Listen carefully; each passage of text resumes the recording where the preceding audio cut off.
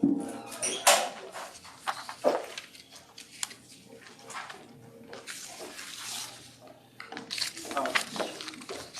afternoon. We're going to call our meeting of our Citizens Police Review Board to, we want to call the meeting to order. We want to first of all thank everybody for showing up at the meeting today. Everyone's going to have a good, safe 4th of July weekend. Again, we want to welcome the public and all of our members here. So first order of business on the agenda, we have a roll call just to make sure we have everybody present. We've already heard from Mr. Lee. He's going to try to make it. Mr. Barrett Monroe is here. Yes. Was it okay, good to see you. Mr. Napier? I'm here. I see you here. Thank you. Good to see you. Ms. Hubbard? Good to see you. Ms. Brio? Good to see you.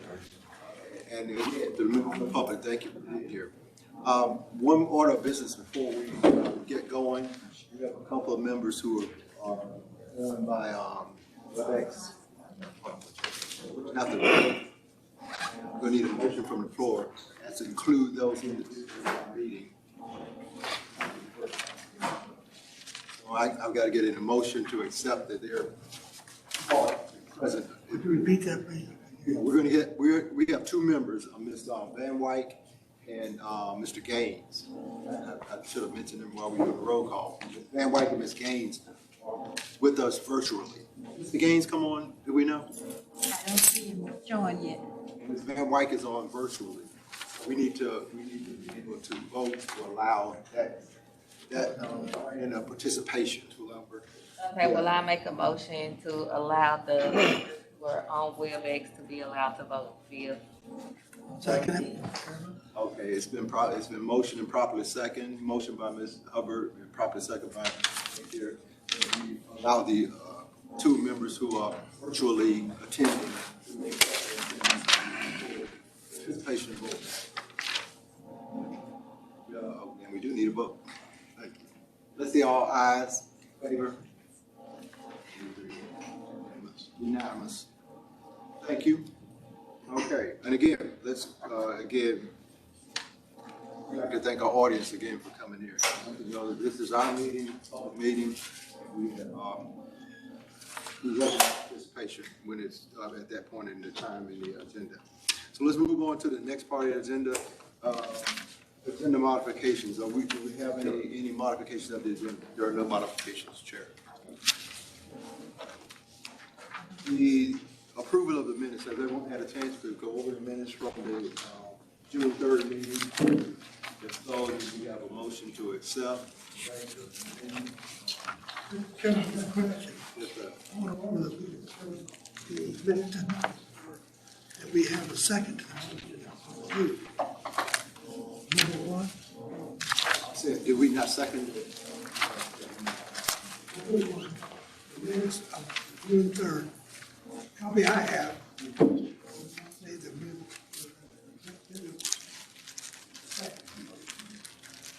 Second, Susan Van Wyk. On number 3. Number 3 on the minutes, it doesn't show who seconded the motion to accept. We'll go back and look at the recording. It says on here second, Yeah, Susan Van second Wyk. motion. It's got second, Susan Van Wyk. Second, Susan Van Wyk. Seconds. That was May. That was the May. That was the May meeting. I'm sorry. Where's the June? The June. Right here on tab 3. It has approval meetings 3. Motion by Vice Chair, second by Susan Van Wyk. Okay. Yeah. Yes. Okay, so for the June meeting,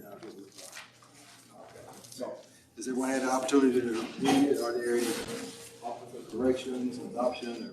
Is it possible to have the questions that were asked included in the minutes from the public? No, it's listed in here. We have them written down. Is that something that can also be in the minutes? We can have them elected as that. Yeah, we can amend and bring the minutes back next meeting. Yeah. Anybody? Someone You show could that. just move to have them, make a motion to have them added, and then they can just be put in by your administrator. We can make a motion to have them added. Yeah. Should be Yeah, I'll make a motion. sufficient. Or you want I'll make a motion to have the questions added to the minutes. to, okay. Ms. Brio has made a motion to have the questions from the May 6th, June 6th, excuse me, added to the minutes. The minutes that we have here. Is there a Second. second? Okay, so it's motion by Ms. Brio and second by Mr. Monroe. Let's. There's that. May I just say something? Yes, ma'am. Do we need to acknowledge the board member for her vote? So we We can, sure do. I keep forgetting we got her virtual. We get her on for her vote.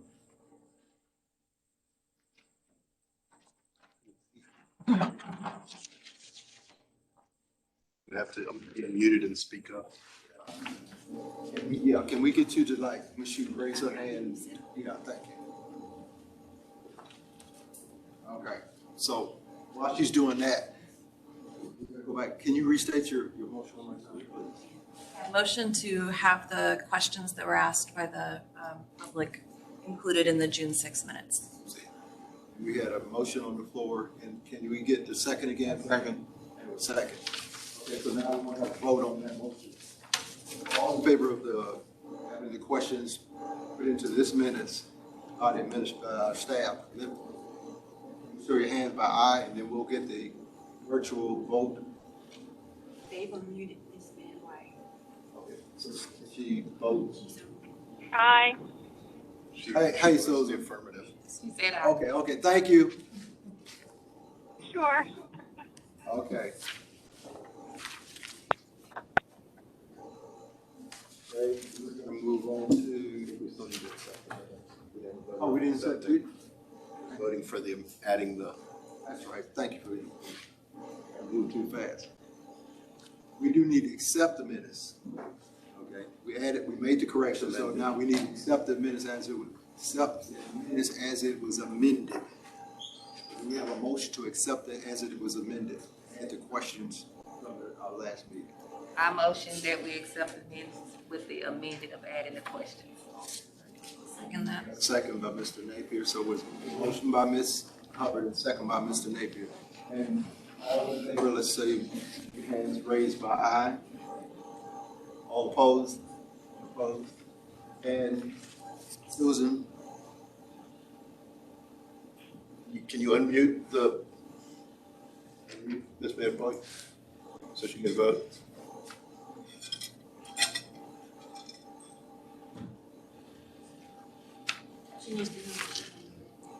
Susan, you're muted. Did you get the question for the minutes? Doesn't look like she's unmuted. It's still showing muted on the screen. She has to unmute. She has to unmute herself. She muted herself. There she is.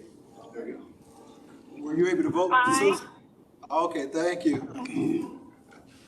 And we have to ask you all this diligence so we can work out. So that's good. It was unanimous. Okay, we're gonna move on to the next portion of our meeting. We have a citizens input. And do we have any? Chair, we have several public speakers. Just a reminder, the speaker will have 3 minutes, and I will provide you a reminder when you reach 2.5 minutes. The first speaker is Zachary Ansley.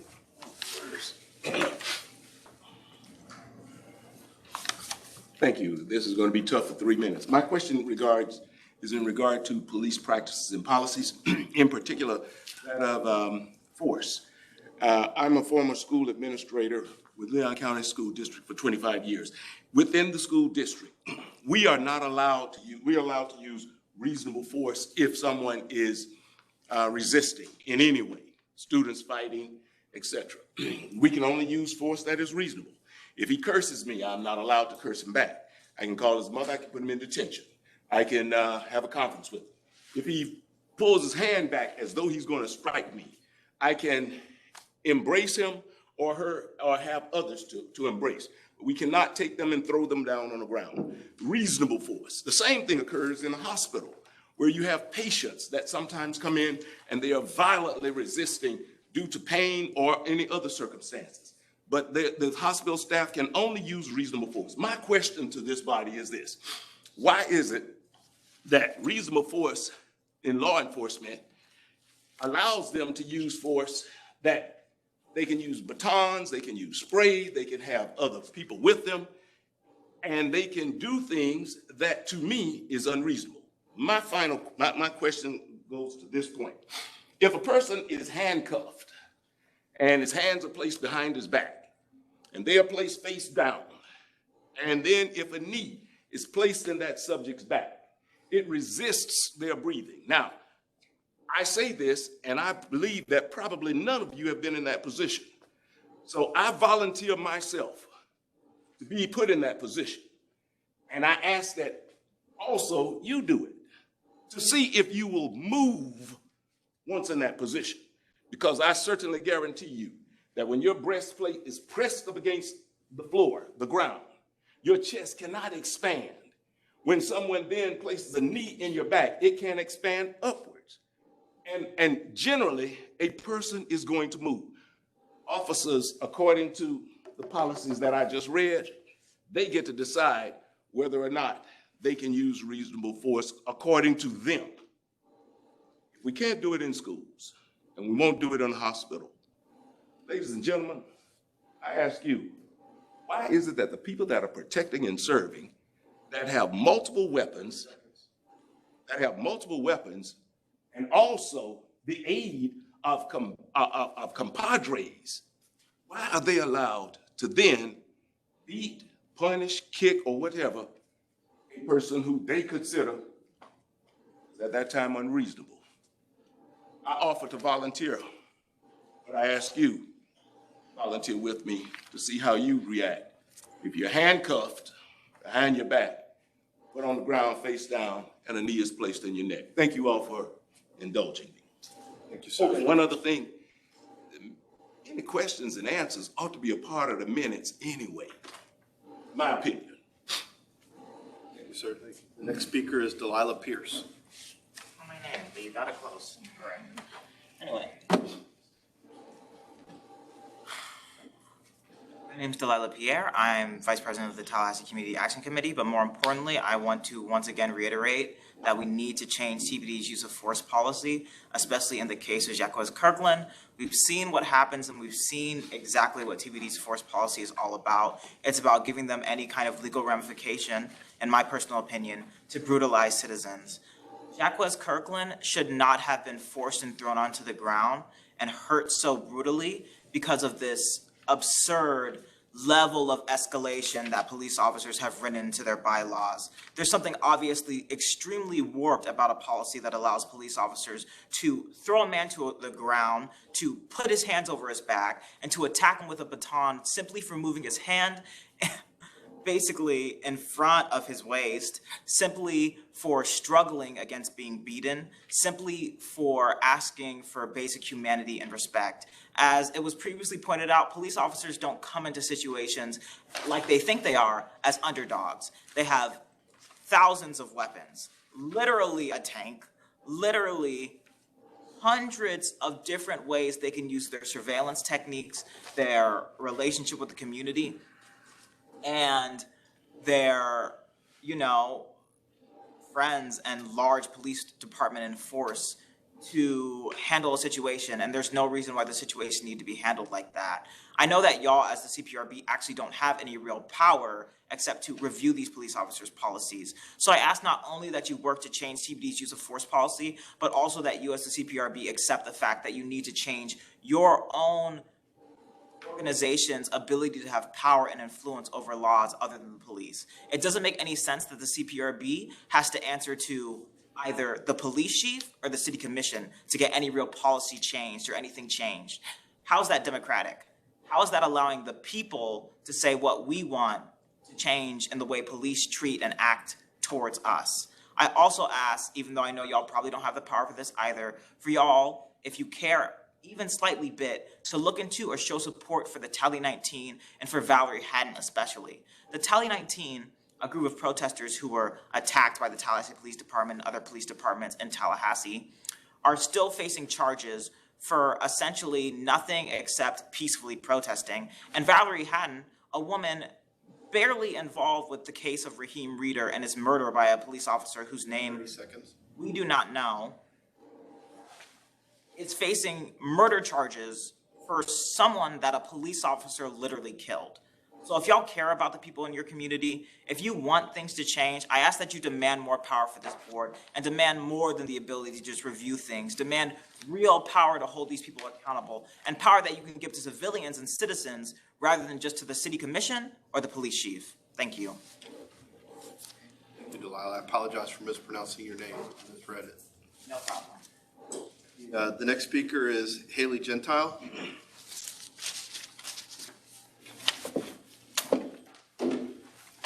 Hi, my name is Haley Gentili.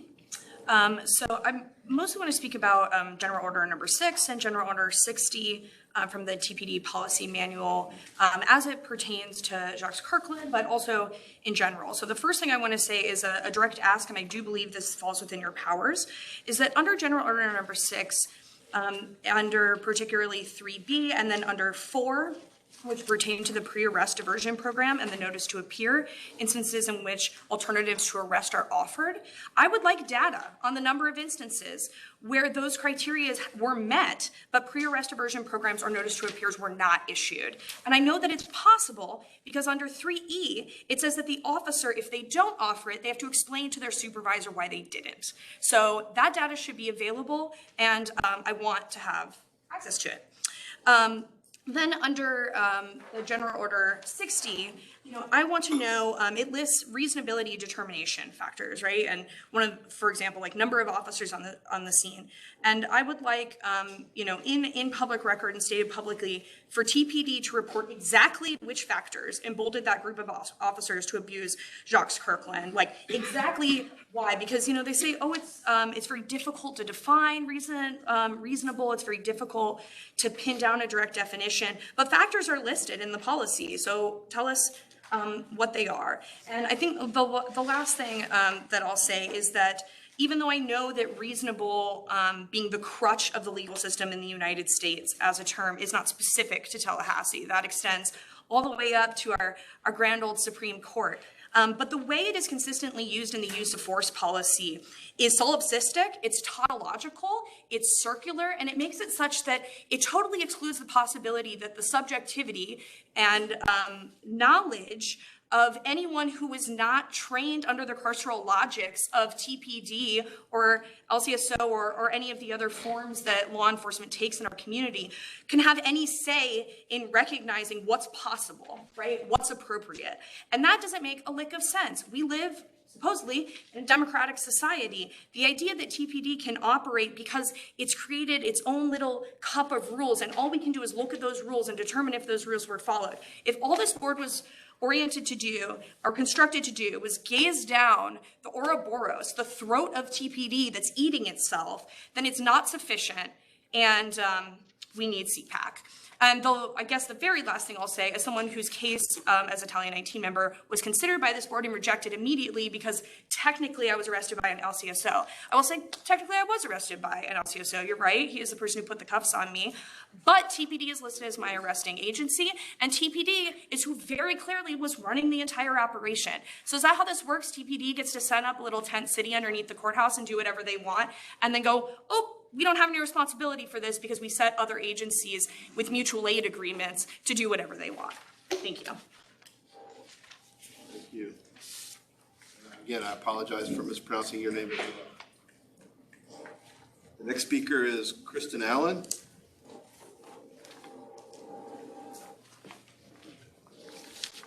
Thank you for the opportunity. My name is Kristen Allen. I am the Executive Director for Mothers Against Drunk Driving here in North Florida. I am here to talk to you about Shaquilla and Vincent Vickers. They were killed in a drunk driving crash here in Tallahassee on St. Patty's Day, 2012. Tyler Biggins was also in that crash and killed on St. Patty's Day, 2012. Candace, Lenitra, and Cameron were in a crash in Tallahassee, and Cameron, age 5, was killed January 28th of 2011. Markeel Dickey was killed in a DUI crash in Tallahassee, June 5th of 2015. Rusty Fowler was killed in a crash, DUI crash in Tallahassee, April 18th of 2014. Vincenzo Livio was killed in a crash September 6th of 2015. His friend, Kevin Booz, was killed in that crash as well, along with Morgan Carr, all in Tallahassee, all DUI related. And I speak to this because MAD does not have any involvement with agency's procedures for arrest.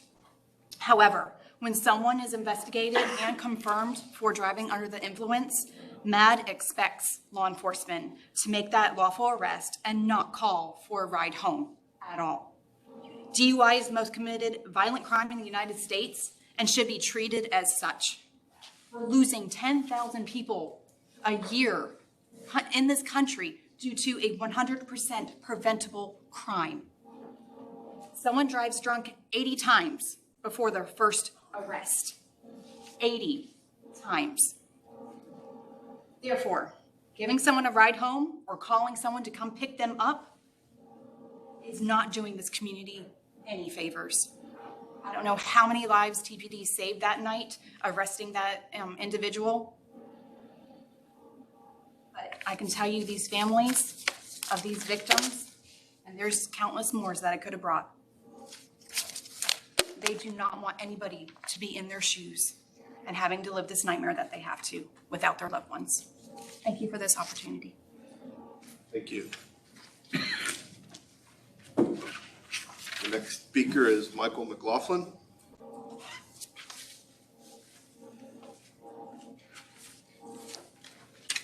Hello there. Good afternoon, everyone. My name is Michael McLaughlin, and I'm here today to encourage this board to put its full efforts into ensuring TPD's use of force policy is one which actually keeps civilians safe. Ensuring people's safety is quite reasonable, and we need a use of force policy that centers citizen safety.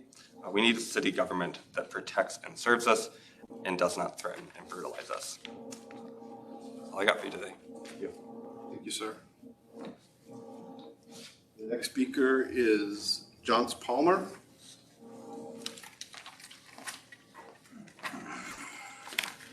Hello, my name is Johns Palmer. I'm a member of the Tallahassee Community Action Committee, and I'm an educator living in Tallahassee.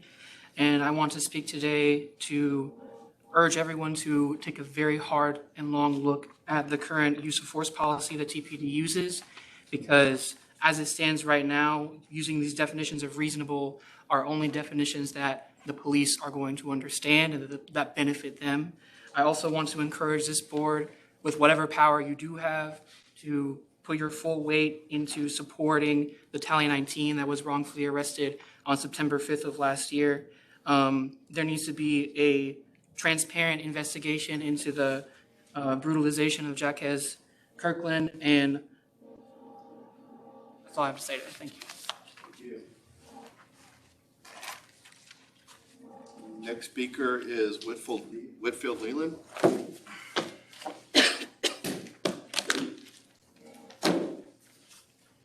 How y'all doing? My name is Whitfield Leland, Executive Director of the Community Roundtable. I don't really have nothing to say. Can I ask questions though? This is you can make a statement. I can't ask none of y'all no questions on the record. There's a standard operating procedure that's been adopted by the city commission. And in that procedure, pretty much you come to city commission, you know how it works. So you make your public comment, and then the board itself will consider those comments as it enters its deliberations. Okay, so I'm glad you said it that way. So the question that was brought upon last week, I read through all these questions. I also looked at, and I understand, and I'm talking from a point that I understand that y'all sitting around this table, we just wasting our damn time, to be totally honest with y'all, because all we can do is make a recommendation, and the chief has to accept it. I look at these questions, and the same question that how we build policies, programs, anything, we ask some of the questions that was asked. And the chairman deemed that it wasn't related to the situation, so we couldn't answer it. So my question is, if we asking questions to get information on how we change policy or how current policy is, how do you deem that it's not irrelevant to a case when they're asking questions about the individual, how the individual got in the situation that the tape that they seen? Now, let's fast forward a week ago. A week ago, I posted a video, 2 white officers, got a white guy, he resisting like this right here. Not now taser, not now baton, and he wasn't thrown to the ground. So my question is, does it change? Does the use of force change once you're in a different area in the town? Because if I'm not mistaken, he was out in the Walmart on Mayhem, so it might not be, as heavy as if he's in Frenchtown or Tennessee Street. Also, I just want y'all to ask this question. When has TPD had the last review and assessment from the Police Executive Research Forum? The last time I checked, I read it today in 2015. But in that report, everything we're talking about, it recommended that TPD change. Even the language down to passive and aggressive. Because if you go look at TPD's policy now, and the recommendation that they made, they just flipped it around. Aggressive is passive, and passive is aggressive. You feel what I'm saying? So my question is, and this is to you too, Chairman, I'm talking directly to you because it seems like you got way more control of what you let us be answered, the question that we get. At the end of the day, every question that these people around the table ask you, or the community asks you, it's always relevant. Unless the law says not so. And I don't think that the law says that our police trained to de-escalate tactics. No, that's not it. That's not it. Give me 1 second. What test accommodations were provided to him during these tests? This is determined by the chair, not to be a matter of the board. That's how you change policy, knowing what he went through. That's how you change policy. So my question now is to you is somebody else telling you what to do? Because if so, then we need to get you out. If you're not going to work for the people, you need to be out this board. This clearly say everything in here, man, you did not address an issue we asked you for. Not one. It's not deemed relevant. How? How can we change policy like that? Sir, your time has expired.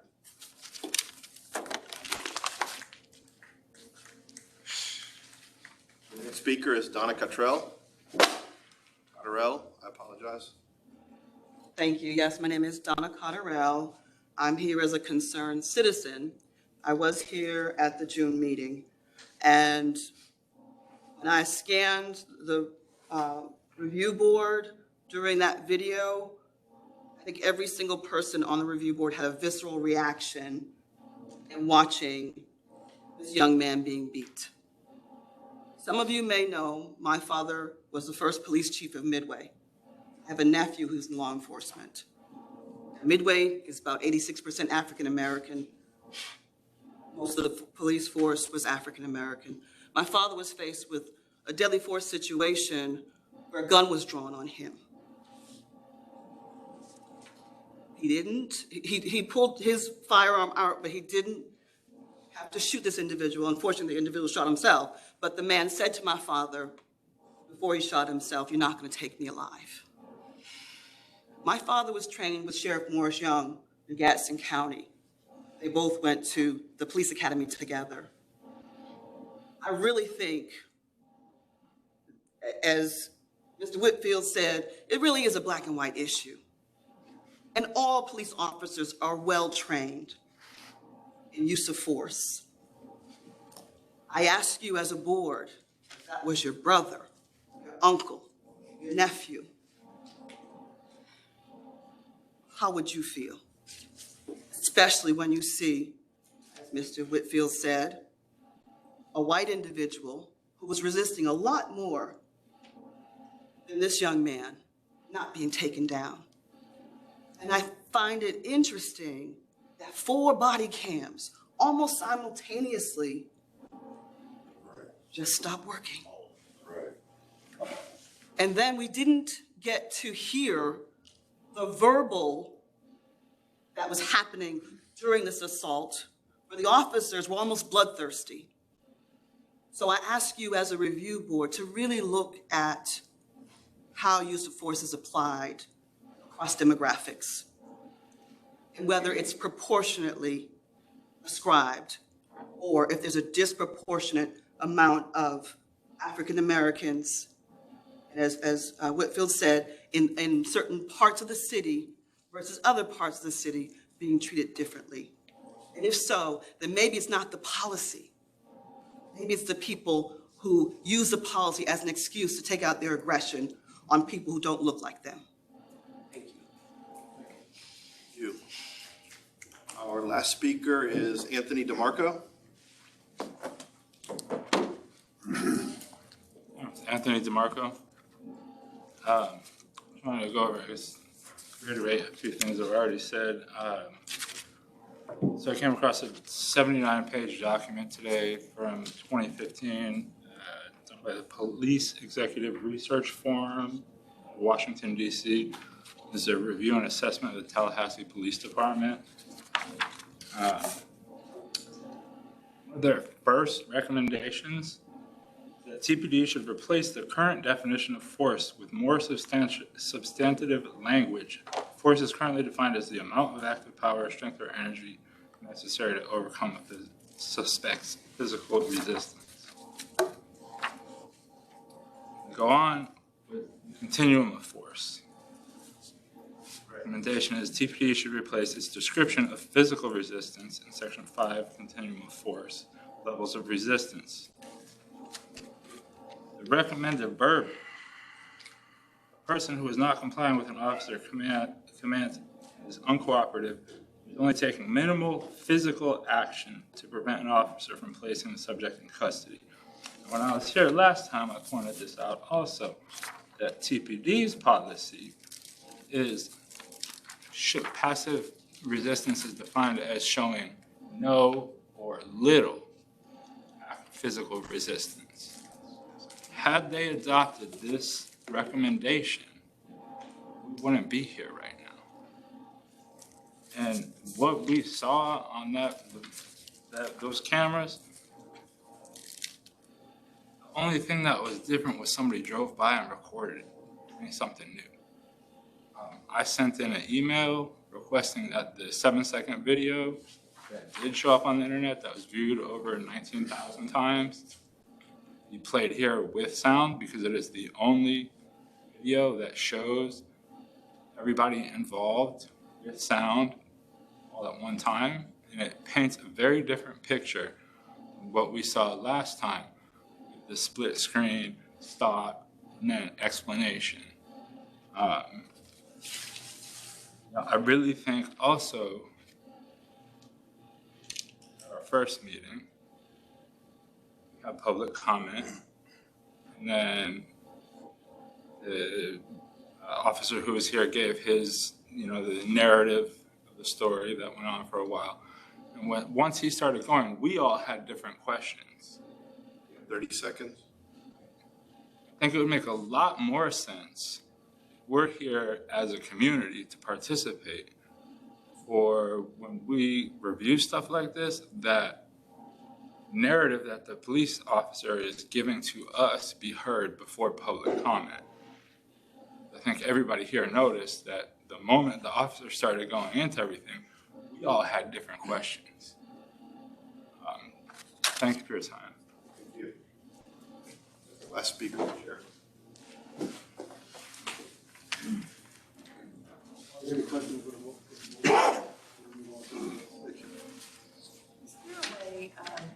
Some of the stuff I tried to take notes as quickly as I could, but I didn't get to catch quite everything. How is that being recorded? What said, and I know some people had stuff written down. Is there a way for people, option for them to submit what they said to be included in the minutes? Because I'd love to go back and read it.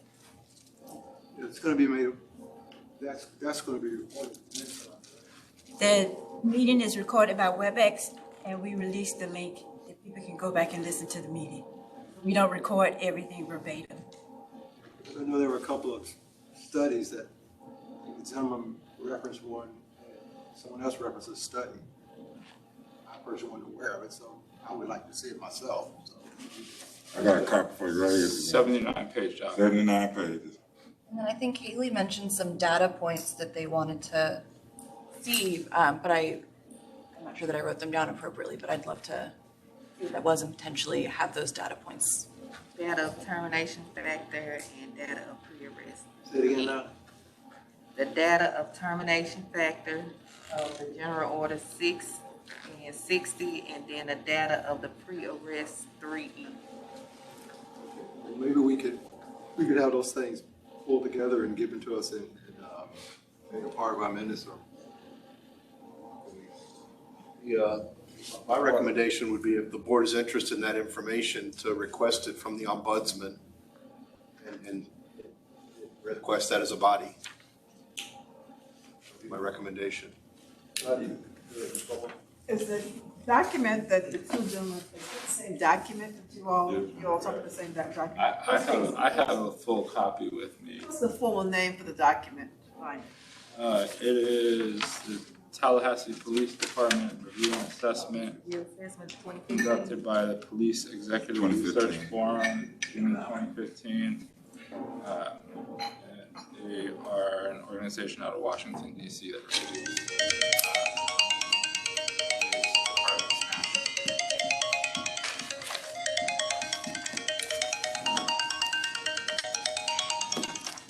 like I was saying, I have a full copy with me. I think he has a full copy with him. Who did the assessment? The Police Executive Research Forum. They're based I on. think Angela, that person has a copy. We can make right down. That would be the same thing on both of them. Cool, am I correct? Is that the same? Yeah. No. And if I may, just for clarification, we just came across this in the last 24 hours. And just hitting the main points, there is an abundance of things in here that would recommend that were not ever adopted or addressed. Well, I'm sure the board members will have an opportunity to do it. I'll get a copy of it. Is there anything else that was mentioned that we? I had a question. Deputy Chief Larson.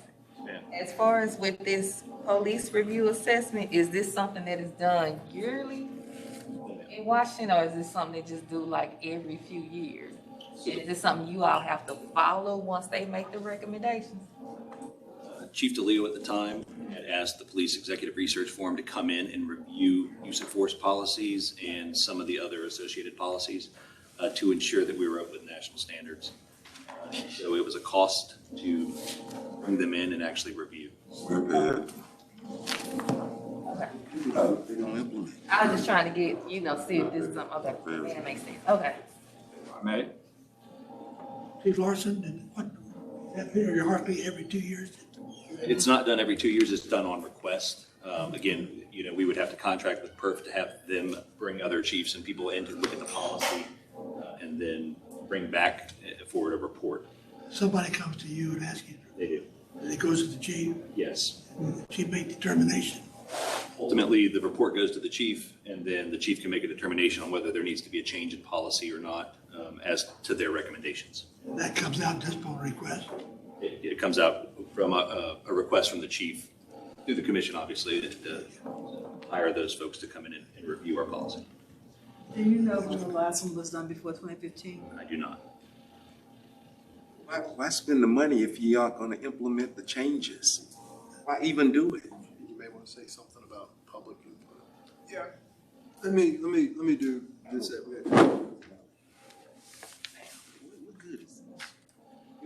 If you have any specific information that you want to get to us, we're gonna put our email address up. We're gonna ask you to send that directly to us. Because during the public input, we have a point for the public, we want to hear your input. But it's just, the meeting doesn't lend itself to us having a continually ongoing. So we want to hear your input. So right now, it's the public board members have to chime in on what's been said to us, so we can respect that. But we do want your input. So we'll make the site available. CPRB@talgov.com. If you could submit any questions or comments through that email address, we'll make sure that they are presented to the board for consideration. If you'll submit them as quickly as you can so that we can get them and have an opportunity to do whatever research we need to do or whatever we need to do and look at it so that we'll be prepared when we come back to the next meeting. If we want to give this as much attention as possible, we don't want to also, we don't want to seem like it's not being accessible to you, but we have to work within the confines of the structure of our agenda. You will do that for us, that'll help us move things along. Let me get back to the board members. If you're not satisfied with anything else that we need to ask staff or either deputy chief to get for us, or can we I have another question. Okay, so in 2015, the police did a review and assessment that was called in by the previous chief. So when the previous chief reviewed it, did he start making accommodations to some of the suggestions? Yes. And is the new chief aware of this and, put anything into consideration as far as with the recommendations? I believe, obviously, the Chief DeLeo had made changes to policy in reference to this. The GO 60, General Order 60 was changed at that time. Okay. So there were modifications to that specific policy, which was then called use of force, now called response to resistance. And once that, those changes occurred, yes, Chief Rebel was a member of command staff at the time as a captain, and most of command staff in different positions were interviewed in reference to, and other staff were interviewed in reference to the use of force policy. Okay. So he's well aware of it. Okay. But also, I just would like to add, part of the work of this board is to look at what you consider to be best practices. So you can always make a recommendation. And that is what, if you see something that you think needs to be put in place, that's, if you decide as a body that it should be done, then it can be a recommendation. So always keep that in mind. And that's what I want to reiterate to the public. Go ahead and get what you want us to see to us. We don't know what you're feeling or what you think or what your positions are. Unless you come to meetings like this and tell us. Or you go on our site, put that information on there so that when we get back together, we can look at it. And if we want your opinions and your feelings viewed. That's what this board is for. And we'll look at it as the city attorney said, and we have the authority to make recommendations if we feel that something is, we'll do that. But we need information to be able to do that. And we need your input to be able to do that. But allow us to do what we do, at least to the point to give us the information that we need to work with. So again, I'm going to put it out there before we move to the next section. Is there anything else that anybody on the board wants? I'm sorry. That's okay, go ahead. Because, 2015 is a long time ago. So could we as a board recommend that another assessment is done? No. We can, but I wouldn't recommend that. I would recommend us look at what's already been printed. If it was done in 2015, why don't we see what that is done instead of paying for another assessment? I don't see the need for spending additional money on an assessment if we didn't look at the last assessment to basically implement any things on that. So I would recommend as board members, we read that assessment and see what it has to say and then make some recommendations based upon what's currently happening compared to that assessment. If there's something else that needs to be looked at, then we look at it. But I think in the meantime, we need to look at what's currently already been done. That's just my recommendation. I don't see the need of doing a report, another study right now when we already have a report on the books that we're saying has not been implemented? I know a lot has changed since 2015, so somebody's interpretation of something in 2015 could be totally different right now. Very true. So, However, we implemented some of those in 2015, maybe it's what happened in 2021, but may not have happened. That's the only thing I'm saying. Let's look at what we currently have before we start making a study to at least bring in something else. Because a study done today compared to a study done in 2015 is going to be like night and day. You got so many different things, and you have such a different climate in which you're doing the study in it.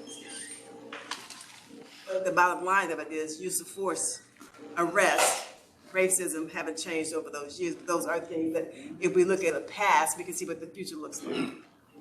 That's just my suggestion. I think given the community input, given the opportunity to look at this study in 2015, we're not going to get an assessment within a look at what we have. Well, I figure plus other things that by the time the assessment is done, half of us will be off the board. Right. So, is it neat? Everyone's comfortable with where we are now, so we're going to move to the next. Other questions with respect to? I'm not comfortable yet because I don't think we're clear yet. I haven't reached clarity in that thought process because I think that what I'm saying is that each member of the board will be given a copy of that report to at least review, and we will talk about that. We'll have some place down the line where we can have that conversation to the point where I almost think that we're in the position now where when we're looking at things, we've got to go beyond this time frame of this meeting. There needs to be probably a gathering of this committee beyond this meeting so we can at least learn what's going on that we don't know. Workshop. Let's table that comment because we're going to get to that portion in another, and that's going to bring that very thing up. I'm talking too fast. Okay, I'm sorry. No, that's okay. That's okay. That's a good cue, doctor. Suggestion.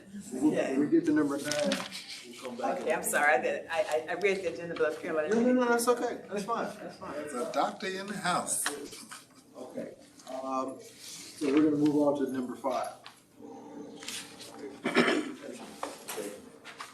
At the last city commission meeting on June 16th, the city commission approved revisions to city commission policy 110 that governs the appointment of citizens and commissioners to boards and committees. There were a lot of substantive changes, a lot of changes to the committee, to the policy, but most of the policy changes revolved around appointments to boards, renewals of citizens to boards, those types of things. You'll see under tab 5 of your agenda materials that I've had parts of this policy highlighted. And these are the parts that I felt were most applicable to the board member, and they revolved around public records. So some of the highlights that I'd like to point out is that for all of the board members, written communications relating to matters that may come before the board or conceivably could come before the board or within the jurisdiction of the board are considered a matter of public record. And it doesn't matter whether that communication is email, social media post, text message, whatever format. And they need to be provided to the city for archival purposes so the city can respond to public records requests. The method that we've set up to provide for that is the cprb@talcov.com email address. So if any of the board members receive any type of public record communication or make any type of public record communication, they're required to submit those communications to the city for archival purposes. That's really the biggest part of it. The next issue is that if any board members receive a request for public records, they should be referred to the treasurer clerk's office. Whoever made that request of a board member should be referred to the city treasurer clerk's record division so that proper response and recording of that public records request can be made. And I guess at that, is there any questions that board members have about the public records responsibilities? I could expound on that just a little bit. Please. I just want to make sure that, part of the adoption of policy 110 does include policy 140. And so just to read some of that, it says that board includes that anyone, and that policy 140 sort of speaks to employees, but then if you look at the definition of employees, they've expanded that to include board members and just for expeditions.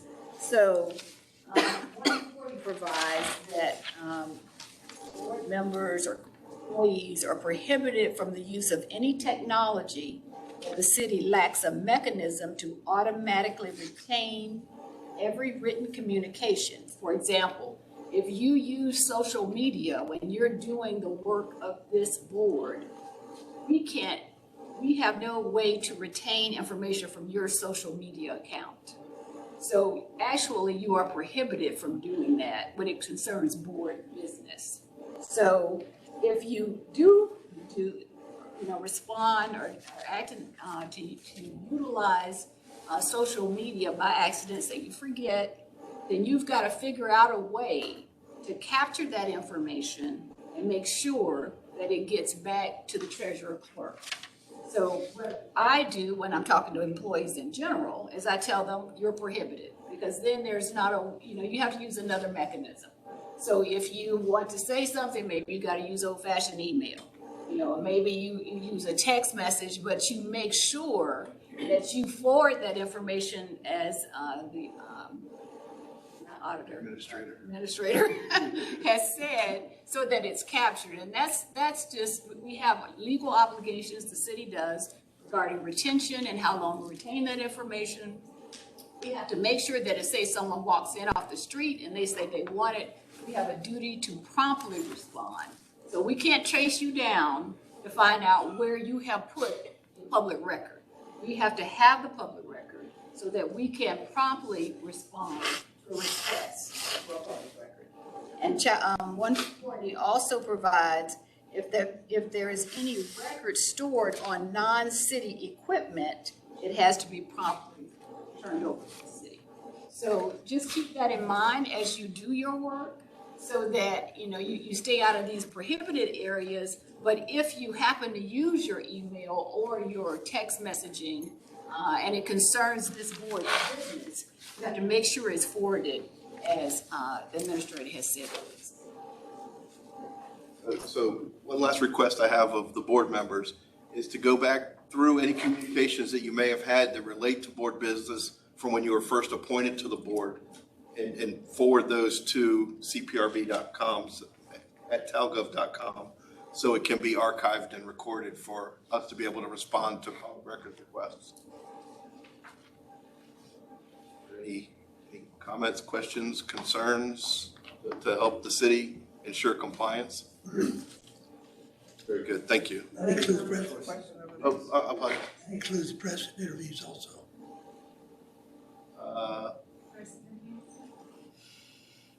Well, that's sort of just newsworthy information. That's not really a city record. Well, don't they represent the city? There's a line there, I think. Well, we have our commissioners who talk all the time to the press, and so it's on the news. We don't consider that a public record. It's their record. Can I have when I came here today, Barry asked me a question about something. And I just didn't say anything. He asked me a question about something that's about the board. What's the policy of me talking to him about?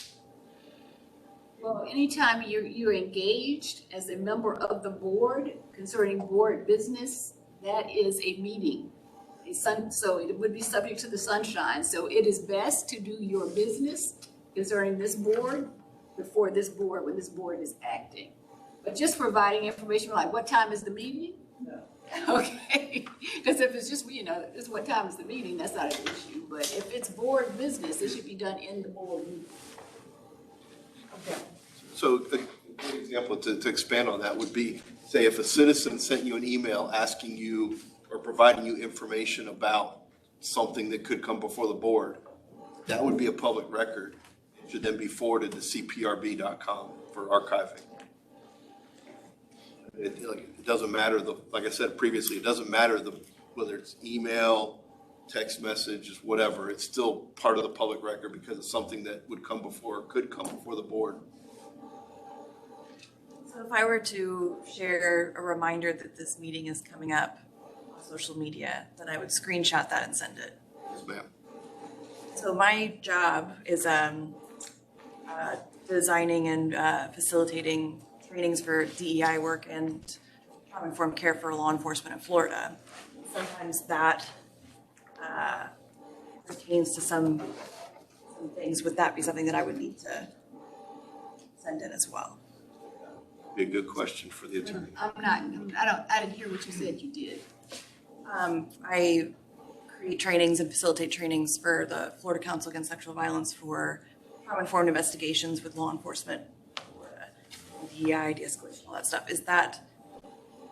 I think that's related to your work. So if it pertains to law enforcement at all, it's not. In general, I would say it has to pertain to matters that you foresee that are going to come before this board. I mean, what you're doing is doing your job.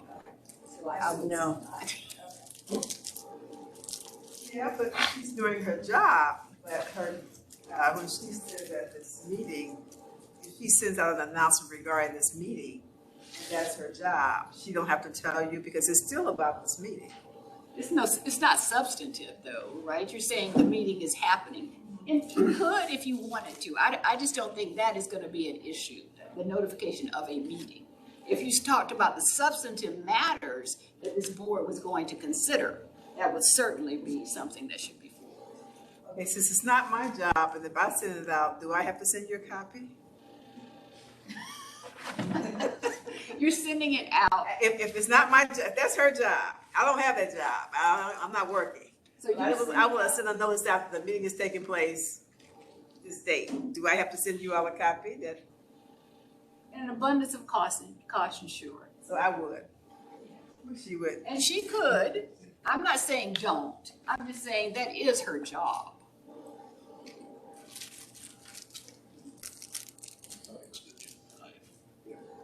Finished, Chair. Thank you. Okay, thank you.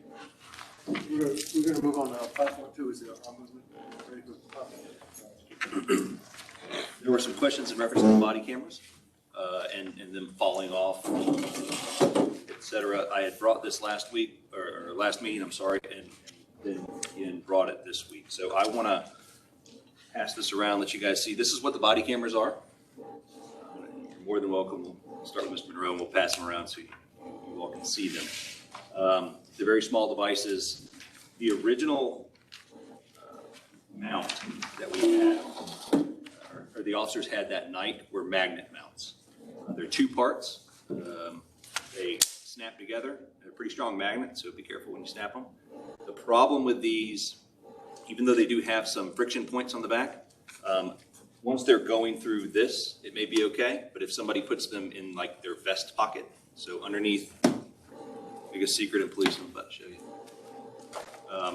These are zippers. Here's a vest pocket. And if I take this and I put this underneath it, now it's going through two different layers of fabric and then it becomes weaker and weaker.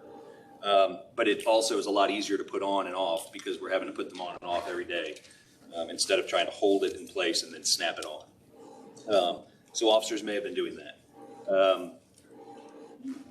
Again, the magnets are very strong front to back, and you'll see when you pull them, they're very hard to get off. But when they go side to side on clothing that's pretty slick, they'll come off pretty easily. And we obviously realize that during these events because when somebody's chest or somebody rubs up against someone while they're wrestling or tussling with someone, they'll start to slide. And because of the weight of the camera, they will pop off. We have ordered these, and every officer now has them. These are kind of like more of a pinch mount. They go under the shirt. You can put them mid-chest. You slide this over, and it locks in. And then this now will attach, and it takes a lot to pull this off.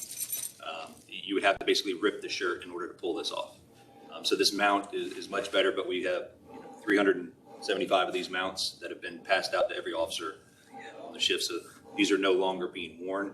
Anyone outside of, say, our Criminal Investigations Bureau, where they are in like a polo shirt, sitting in an office, those kind of things, they don't take law enforcement action usually. If they do know that they're going to, same thing, they'll put a vest on and the like. So I'm going to pass these around so everybody can see them. So they're pretty difficult to get off. It's a much superior mount than what we were using previously.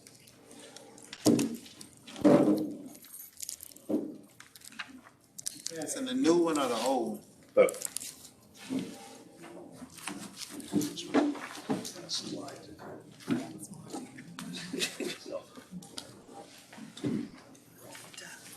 One of the other things, obviously, that we've seen, officers are supposed to have the body camera on during their shift. When I say on, that just means it's activated. It's not recording. Actually, it is recording. It's recording constantly at a 30-second interval. So every time that the camera is on, it is recording, just not sound. That way, when an officer pushes the button, it goes back 30 seconds from when they push the button. And that usually will capture something. If there's an incident that just occurs spontaneously, they're driving down the road, somebody runs out, in front of the thing and they stop, they can hit that and they will get them driving up to that scene. There just won't be sound. As soon as they hit the button, the camera is live with sound and video. It captures everything that goes on. Again, policy dictates that officer safety, subject interactions, those things take precedence over turning your camera on. Only because something may happen spontaneously. You don't have time to push a button where you may need to draw a weapon or something like that. In order to help facilitate that, we've done two different things. There's a holster-mounted piece, what we call a signal sidearm, and I'll pass this around. This piece right here is about $260 or so an officer, but it knows when the firearm is in the holster. As a magnet, it can tell when the firearm is in the holster. When the firearm is removed, it then sends a Bluetooth signal out and it turns the camera on automatically. So anytime a gun is drawn and the camera is on, the camera turns on automatically. The same thing happens with the taser. When the taser is pulled and it turns on, it emits a Bluetooth signal and the camera comes on. So those major use of forces with firearms and tasers should be captured as long as the officer has the camera on. We have seen an incident, obviously, where the camera was not on. Officers that have it and they're sitting in the office not doing anything, they may turn their cameras off, but normally when they're out on the street doing things, whatever it is, if they go to check on, they may try to save the battery and turn it off, but when they're out in the vehicles, policing, patrolling, or they know they're going to have citizen contact, the camera will be on. And I'll pass this around so you can see this also. The policy is whenever you're about to interact with someone, you have to, like, if you know that you're about to interact with someone, you have to turn it on. Specifically, it's not the interaction. If we know that we're going to take enforcement action, we know that we're going to, like us talking right now, that's my body camera, it's off. But on public meetings and things like that, I'm allowed to record public meetings if I'd like to. But if I'm just talking to you, I go and order food at McDonald's, I don't have to record those type of interactions. But if there is like a call for service, yes, we're supposed to have the camera on. And there are certain times that we have to be very careful we don't have the camera on. So if we go into a residence, knock on a door, do a house check because your front door was open, your alarm's off, yes, I need to check this, but it's a private residence. So I can't release that footage, and I have to be careful when I'm in a private residence. Or, again, sexual battery victims, interviews, juveniles. There's a lot of different policy stipulations as to when they need to be turned off or if they can be turned off. Same thing with victim interviews. Those can be turned off upon request. So we're very, obviously, kind of careful in reference to when we have them on and off per policy, but in general, yes, ma'am.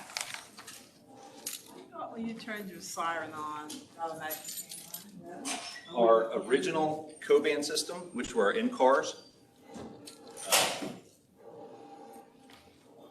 we would turn those on and the in-cars would turn on, but we do not have that activated in our on our body cameras. Again, that would be another expense. But right now, we just have a grant that we're attempting to get from DOJ to have 200 in-car cameras installed, same type, an Axon type camera. So then you have a body cam, and then all of patrol will have in-car cameras if we get the grant. And then at that point, most likely they'll be turned on as soon as the lights come on. So do the cameras still have the 30-second sound delay? Yes. And again, that's for the officers themselves. If I'm sitting here talking to my wife and, we're talking about the kids or where I live or wherever else, it's recording, if it were recording audio at that time, and, and that becomes a record of some sort, it would have to be redacted, and so everybody would have to see, or if, any number of private situations where an officer is, that's why it's on and not activated, but you can't hear that sound. One question, officer did pursue for, like, going to an accident. Did the camera come on all the time? He's on emergency, lights going, and you go into this accident, you arrive there, the camera's, is it on then? No, it's normally not on when people are driving lights and sirens, maybe in a pursuit or something like that, if they were actually chasing a vehicle, for some. To a wreck. But in general, no. And that was part of the issue with the lights on. So we turn our lights on for many reasons. I mean, we could be clearing a parking lot. We could turn lights on to let everybody know we're there, on a busy night. Circle K, once their parking lot cleared, we'll turn the lights on, get out and go walk around. Hey guys, time to leave, time to leave. There's a lot of times where we're sitting at maybe behind a vehicle that's DAV or disabled in the road. We'll turn the lights on to make sure, and we're just recording that constantly. And that takes a lot of space and a lot of time. So we don't have that right now.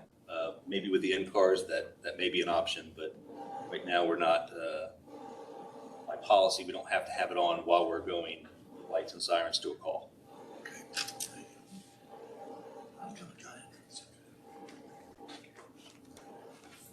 I got confused in my ride-along. I thought in my ride-along, the second we pulled over somebody, I thought that the camera came on after when he stepped out the car, he said his camera came on. You have to turn it on, it comes on Turns it on. automatically?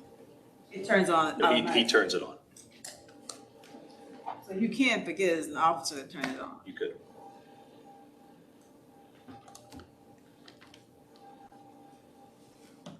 That policy too, right? Yes, ma'am. It's General Order 16, digital audio video recording systems.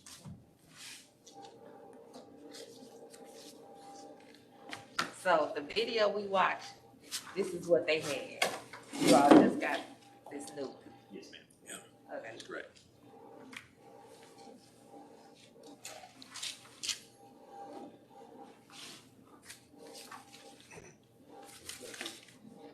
Yes, sir. Okay, you can pass those, we're gonna go on number 6, if you got any more questions about those, or we're gonna move on to the next item. This is to discuss items that that we had at the previous meeting. Use of force indicated that occurred, use of force indicated that occurred on May 16th. Give us a presentation.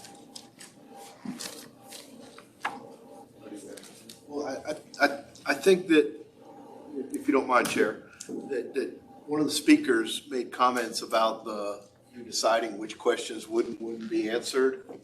That I'd like just a moment to address that, if I could, please, if you'd humor me. To facilitate getting these answers back to the board members, the chair reviewed the questions and in his judgment, which ones should be addressed right away. We provided all the questions that were received and read into the record at the last meeting as part of these agenda materials.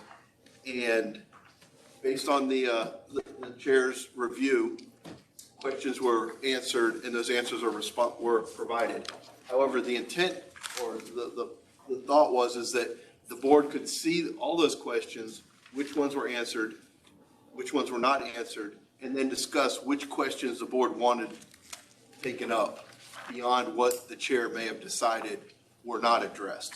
So the intent was never for the chair to decide what the board could and could not see. The intent was to facilitate this moving forward and then have the board an opportunity to discuss the questions that questions weren't provided, and did the board want those other questions answered? I think this is the appropriate time for the board to have that discussion. Out of these questions that were not answered, which ones do the board want taken up?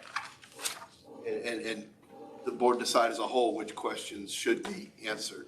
So I thank you, Chair, for accommodating me with that. Yes, and I'd like to, and I don't want to, like I want to get a back and forth about it. But some of the questions that were asked of us, even though we put the questions in the presentation here to the board members, we have a certain mandate from the commission. There's certain things that we just can't. We don't know about. We're not here to answer questions about budget. We're just not prepared to do that. So if someone asks us questions about the budget, that's not germane to what our assignment is as a board. And further, it was not germane to what we were discussing with the case that we are. So some of the questions, we just didn't have the authority, the information to answer. But again, if the board wants to take a look at those, fine.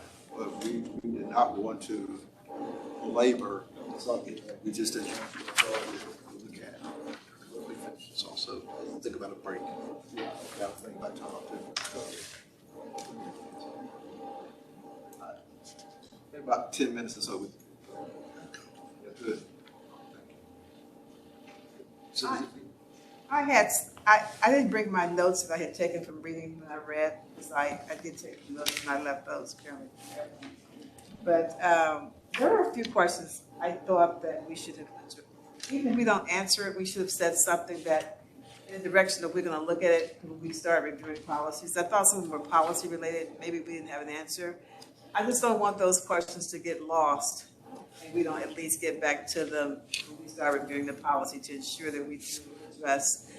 Since we call the citizens board, whatever the citizens ask us to do, I'd like to at least, when we can address those issues, we at least try. I don't want the questions to get lost. So say we can address them, and maybe we can address them in that setting, but I do want it to be where we can at least look at those questions when we start to talk about policy, so that concern at least can be addressed. I don't know how that's going to happen, but I guess. Do you have any suggestions? Well, and I don't have my notes, which really bothers me because I really had written a whole bunch of stuff about different questions. But the one suggestion, I guess, is when we start looking at policies, we pull all the questions that we have. And when we're making recommendations for policy, let's make sure that we look at those questions to see if we can address that question, and if that will be answered, and if that question can get answered, then what we're going to address. That's all. I mean, just that once we start looking at policies, let's just look at the questions and put them side by side to see if we can at least address what the citizens want us to address. So I don't want to be called a citizen review board and we tell the citizens that wasn't necessary. You could have answered this. Everybody in agreement with that? I have absolutely no problem with that. So I propose that we keep an archive of all questions such as this that we receive. And that way the board members can go back and do that cross-reference and see which questions apply to the policy that happens to be being reviewed at that time. Right, because I think that as chair, he had to give an answer. And I would not want him to be the call guy for what the board has not done, what the board didn't do, because I mean, he got attacked a little while ago, and I'm sitting here saying, it's okay, you're strong enough to handle that, but that's not the issue. The issue is that as a board, we're here to at least address those issues. So if you say okay, we say okay, but if we don't agree, we do just what we suggest that we at least come up with a format as to how we can at least ensure everything is being addressed. That's all. And I agree with you. Yeah. Let's keep the archives of those questions, and when we start addressing policies, we can look back at the archives of questionings to see that we are addressing the questions that the citizens have at the top of that list that we can at least talk about. I can suggest this. We don't have to. If the questions are archived, then of course you can't agree with everybody. I don't think it matters when you get them today or when you get on the policy. You can get them at meeting, you get them, have them sent out to you ahead of time, so you can always look at them and determine for yourself if that's something you want to look at when we get to that particular portion of the policy. So as to when and where you get them from the archives, it's up to you. So I guess the question would be then, if you say that that question wasn't deemed an answer, do we decide at the next meeting that we need to answer that question? Do we decide as a board that maybe we think that question should have been answered? Okay. Well, why don't we do this then? Why don't we just have that information, have the archive questions made available to the board to look at? And if you have a concern at the next, probably when we get to where maybe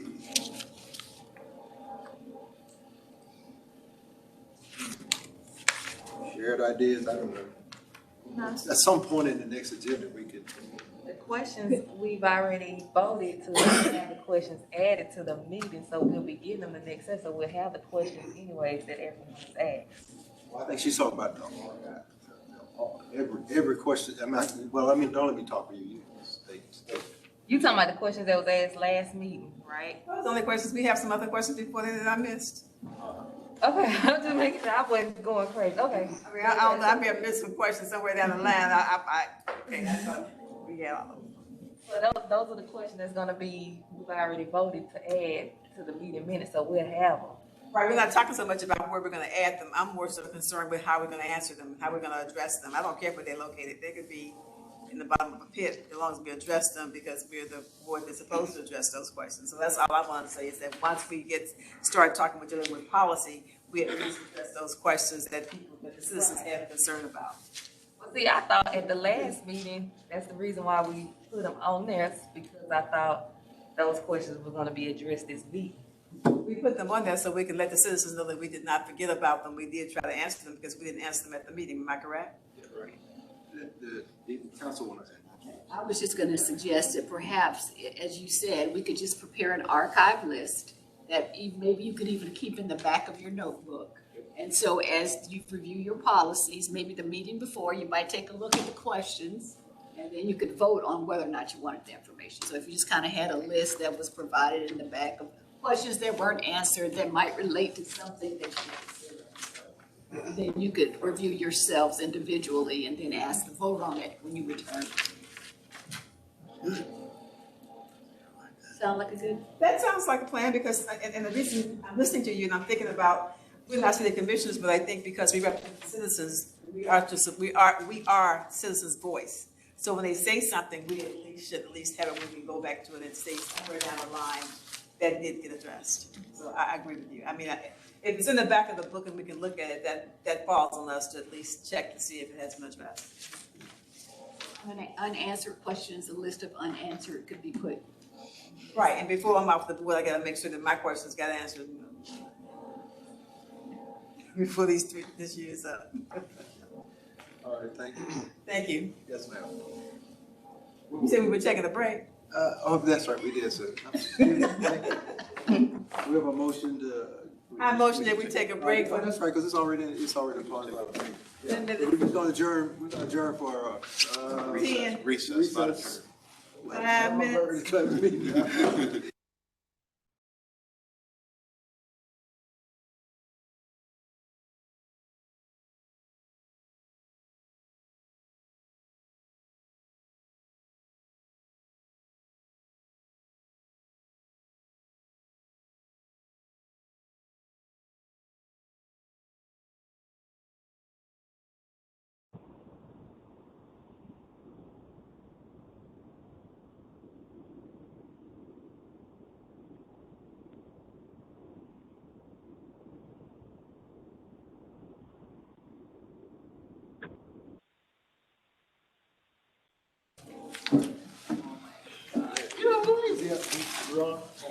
Okay, we're gonna reconvene the clock.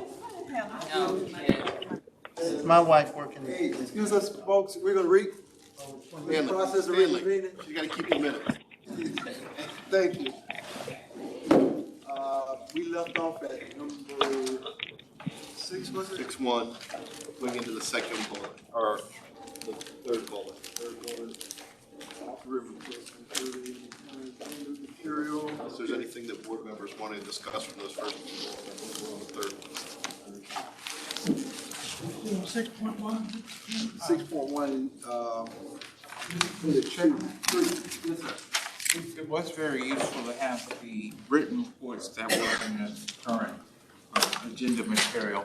But I think in addition to that, and I know that this is what I was thinking of in our last meeting, but couldn't really articulate what it was that I thought we needed to look at. But if these cases involve the use of force or response to resistance, and each of these response to resistance incidents has to be reported on by a police officer who's involved in that. If it's a group activity, then only one incident report is done, typically according to the policy.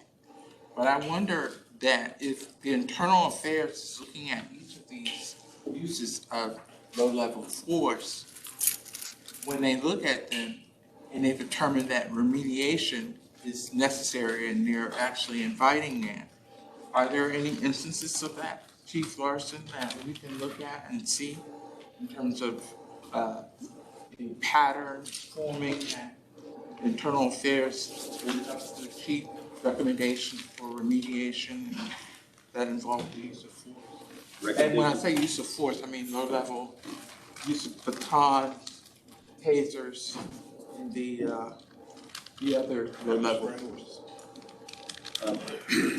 I can look at that. I don't know, unless there was a sustainment of some sort for a policy violation.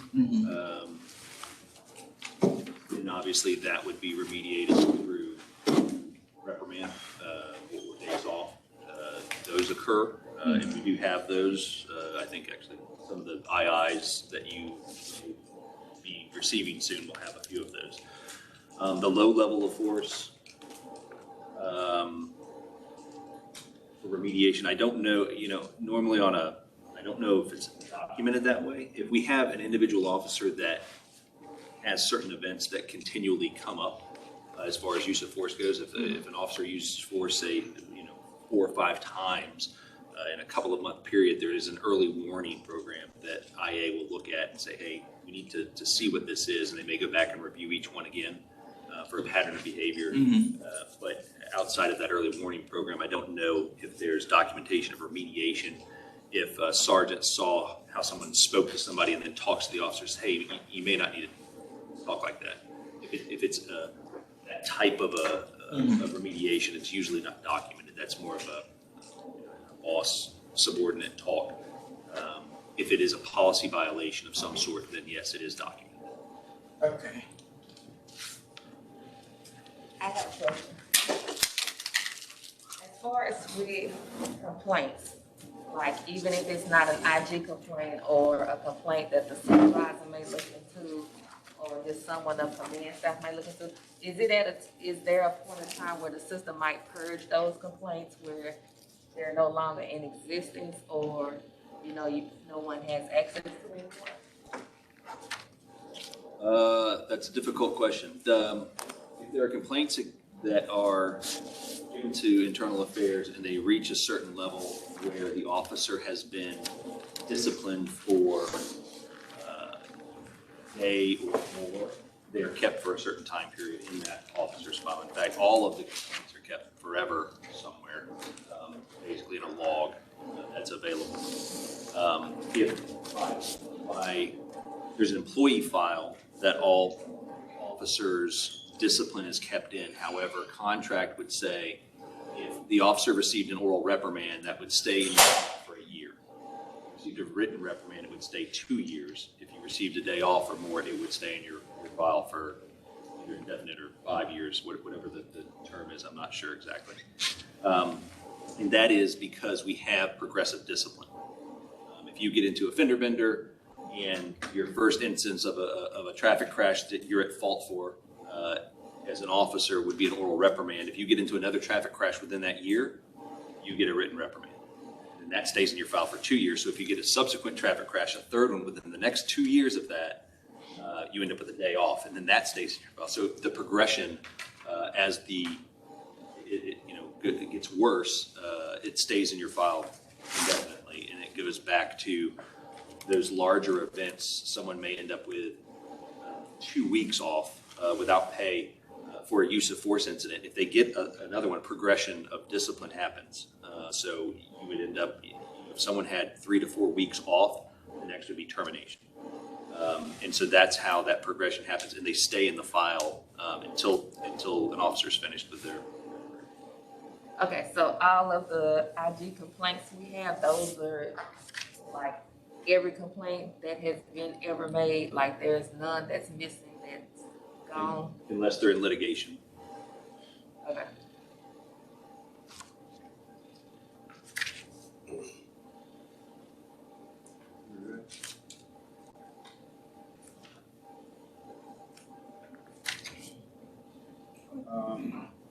How many complaints do you have to get before retraining is recommended? It depends on what the complaint is for. If you end up with a traffic crash or another traffic crash, the second traffic crash within that year, you may end up having to take remedial drivers. Or if you fail the qualification, you may end up with remedial firearms. You usually do not see a series of complaints where an officer has rudeness consistently without some remediation where you just don't see the other rudeness coming forward. There's no other complaints after the first one. We usually don't have like a set number of, you have 3 of these complaints in a year, will be sent to remedial.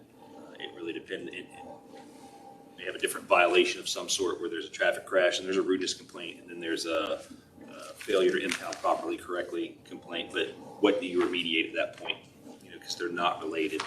Although they could show a pattern of behavior, and that's where early warning comes in, where this officer's making mistakes here 2 or 3 times within a certain time frame. We need to kind of talk to them, maybe send them to EAP and those type of instances.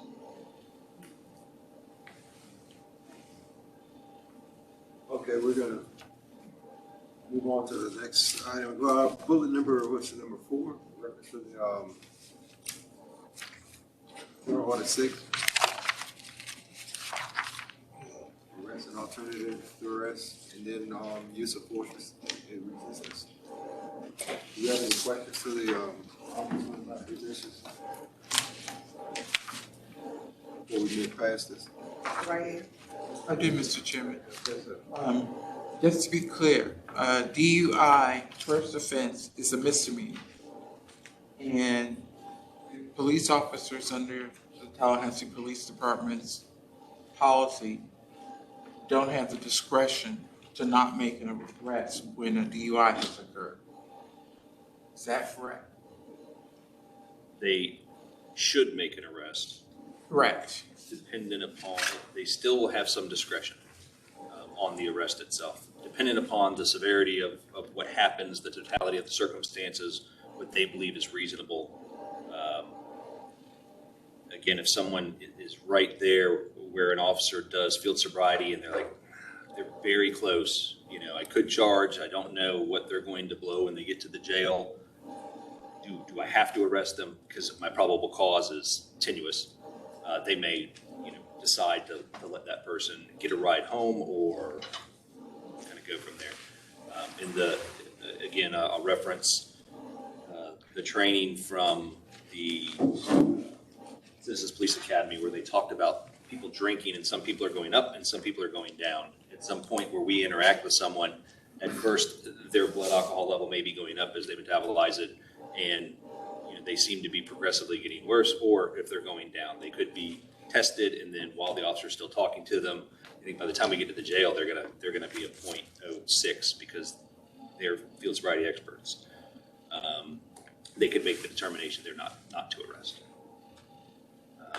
Civilly, it may become an issue where you let someone go, they go back home, they get keys to the car, and they were on their way up, and they decided to drive home and kill somebody, and here we are on a traffic stop where we ran a tag and we just stopped the person 30 minutes ago. Didn't take them to jail for DUI, and that could be an issue. So we're encouraged to make those type of arrests for public safety reasons. Did we vote last time on having the data from that, like the demographics in the areas of town where the discretion was used to let someone go home versus make the arrest? I don't know that you all voted as a board I don't recall. to get that information. I don't know if it would be easily gotten. There's a lot of talk about analysis of data here, and I'll let you know. I mean, we have a unit that does crime analysis work, and there are certain products that they normally can put together, but it does take a lot of work to do that. And currently they do what we call CompStat, where they look at weekly trends, and they also look at trends that have to do with property crimes and persons crimes, and where can we interdict those things to lower the crime rate. And every time that we look at that, they would have to pull up every traffic stop by, trying to think how they do it, by disposition, to show whether there was a citation issued or a warning issued, where that occurred, and especially for like DUI, that's a very difficult one. I don't know that they could pull together pretty easily, but if there's a request from the board, I have no problem bringing it back and bringing it to somebody that's smarter than I am, that does crime analysis for a living, to see how they could pull that. I only ask because we're tasked with making policy recommendations, and it's when I hear like may or should or could, then it's left up to the individual officer to decide when, and that's when the implicit bias has the potential of being there, whether known to the officer that they have that bias or not. And so the discretion of when and should and who gets to have a ride called home can potentially make or break someone's trajectory of their future, their safety. And I guess the question then would be, are we going to do shall? So an officer stops a DUI, we shall arrest them. And so it's the same thing with a juvenile that steals a candy bar versus a homeless person that's stolen beer from the Circle K 7 times in a row. Should we arrest a juvenile on the first offense? And that's up to the officer to determine that. And I think it's difficult, and I don't have an answer, but when we say systemic racism, right, then we have to have a systemic change, something that is very systems, follows this exact order with no discretion of someone being able to decide, in that same path. But I don't know if the policy is to make it that all people are arrested with DUI, because that doesn't seem right. So I don't know where this group, what our role is to kind of be able to make policies that would weed out potential for bias. I understand. And it's tough for me, since I'm kind of asked this question, I guess, is if we do a shall, we arrest every DUI. In all 50 states, representative, from all of those states said that this should be a crime. And if we arrest all those things, wherever that crime has occurred that we run into, then we are doing what the citizens of the U.S. say. And that may not be what Tallahassee wants. It may not be what this board wants. I just don't know. If we say shall, then we arrest everyone without taking into account, yes, it could have some implicit bias, but it also allows for that officer to let the kid who stole the candy bar go, where you're affecting the trajectory positively. That's what we want. We want more. And that's what, exactly. And so it's a very difficult question, a nuanced question to answer. And the same thing with domestic violence arrests. Domestic violence arrests, the state strongly encourages that we make domestic violence arrests and we don't take the victims, whether they want the arrest to be made or not, into account in that arrest. It is up to the officer to determine. So it's very strongly encouraged, especially by our department. I mean, we basically need to separate because we do not want some lethal thing to occur. That officer has to look at that situation and say, do I arrest this person now, or do I just let them go because they were fighting and I really can't tell whether, does this person, do I give them a ride to somebody's house, or should I make that arrest? And so in every one, if we say shall, we may end up arresting somebody that, I think that strengthens what Dr. Bobo keeps coming back to, of like trainings too. So if we're leaving it at the discretion of an officer, how are we to ensure that they have been given the tools and supports to be able to make those decisions through training? If we're leaving it up to them to decide, then the training feels very important behind that. and I think it is important. And again, we do psychological tests for officers that come in. We do physical tests for officers that come in. They have academy training, in-service training. There's thousands of hours of training, even though, some people say you only have to have, you have to have more to be a barber than you do to be a police officer. But I guarantee you that if you look at the hours of training that most officers have, especially in a 20-year career, you're in the at least tens of thousands of hours of training. And a younger officer may not look at that in the same view that an older officer does, or things that they've seen or situations they've dealt with. And we talk about humanity, same thing, bringing that in, say, do I need to arrest this person? This person, has a stem in their pocket because they smoke crack, but they were a Vietnam veteran and they're dealing with PTSD and self-medicating, and really, is it that bad of a deal to arrest this person right now, for a misdemeanor stem? And you make that decision, and officers make that decision every day, whether or not to arrest for less than 20 or any of those type of things. And so if there's a way that we can control that or better look at that, all for taking suggestions. Well, my question would be then, if we have a specialized officer that's trained in the field sobriety test, does not that officer make the call? They have a point system, correct me if I'm wrong, that this person has to not reach. Yeah, if he gets above, if the threshold for arrest is 5 points, and the person gets to a 6, and that takes the discretion out of it. It becomes a shall. But if the person's at 4, then of course the officer should have the authority then, or the discretion to arrest or not to arrest. So isn't that the marker in and of itself? To a point, yes. I mean, the trained officer and FSEs will look at that and say, this person did not pass this test, did not pass this one, did not pass this one, or did not pass this one. And because of that, the fact that I was called to the scene, that there's an odor of alcohol emanating from the vehicle when the person exited, or statements that were made, whatever it is, the behavior, they determine from that totality of circumstances whether an arrest should be made or not. No, what I'm saying is it takes the ambiguity out of it. It does. It does. It's a set criteria. And there are certain things that we are made to arrest for. Again, warrants, capiases, felony crimes. We don't have the ability not to arrest on them. But in this case, because a DUI is a misdemeanor. Well, I guess, I'm sorry, Mr. Chairman, man. Well, I just want to make sure I'm getting it right. DUI is a misdemeanor. First offense, yes. First offense. Okay, but if first offense person gets a 7 on the scale of 1 to 10, first offense. Is it a shall or a will or maybe? It is still a should in policy. It is the FSE who is trained to do that. When they're called to the scene, I would say 100% of the time they will make an arrest if the person fails FSEs, because they are the trained person that does DUIs consistently and knows what they're seeing. And where another officer may, I don't know, whether they really passed or didn't pass. They said their alphabet, but they sang it, but they didn't say numbers in front of it, or they didn't continue on afterwards, or take many more steps. Those are all things that an individual officer can look at. But if they're not explicitly trained in that, they only may make 4 DUI arrests in their career, where these other officers that are FSE trained can make 15, 20 a month. So they're very well versed. We have DREs that are drug recognition experts that do the same thing.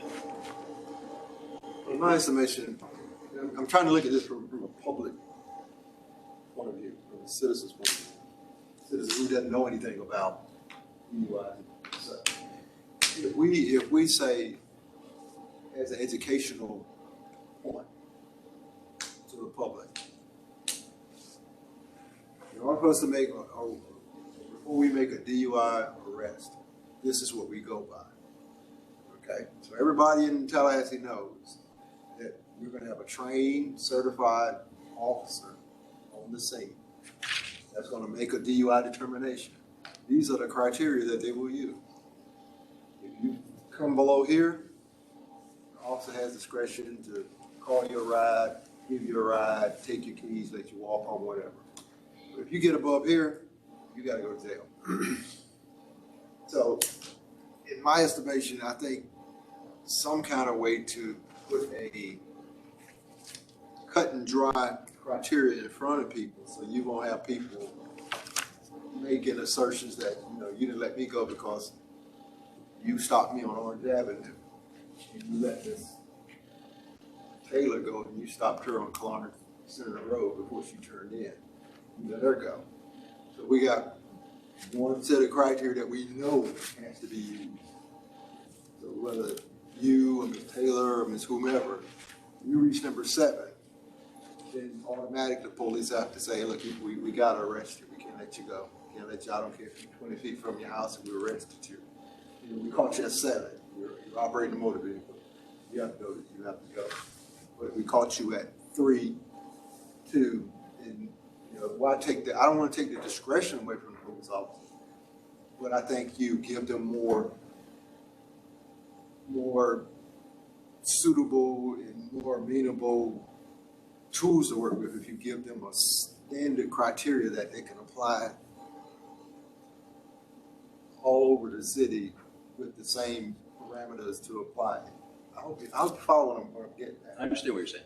It's difficult for me to make that determination because not every shift will have FSE officers that can do that.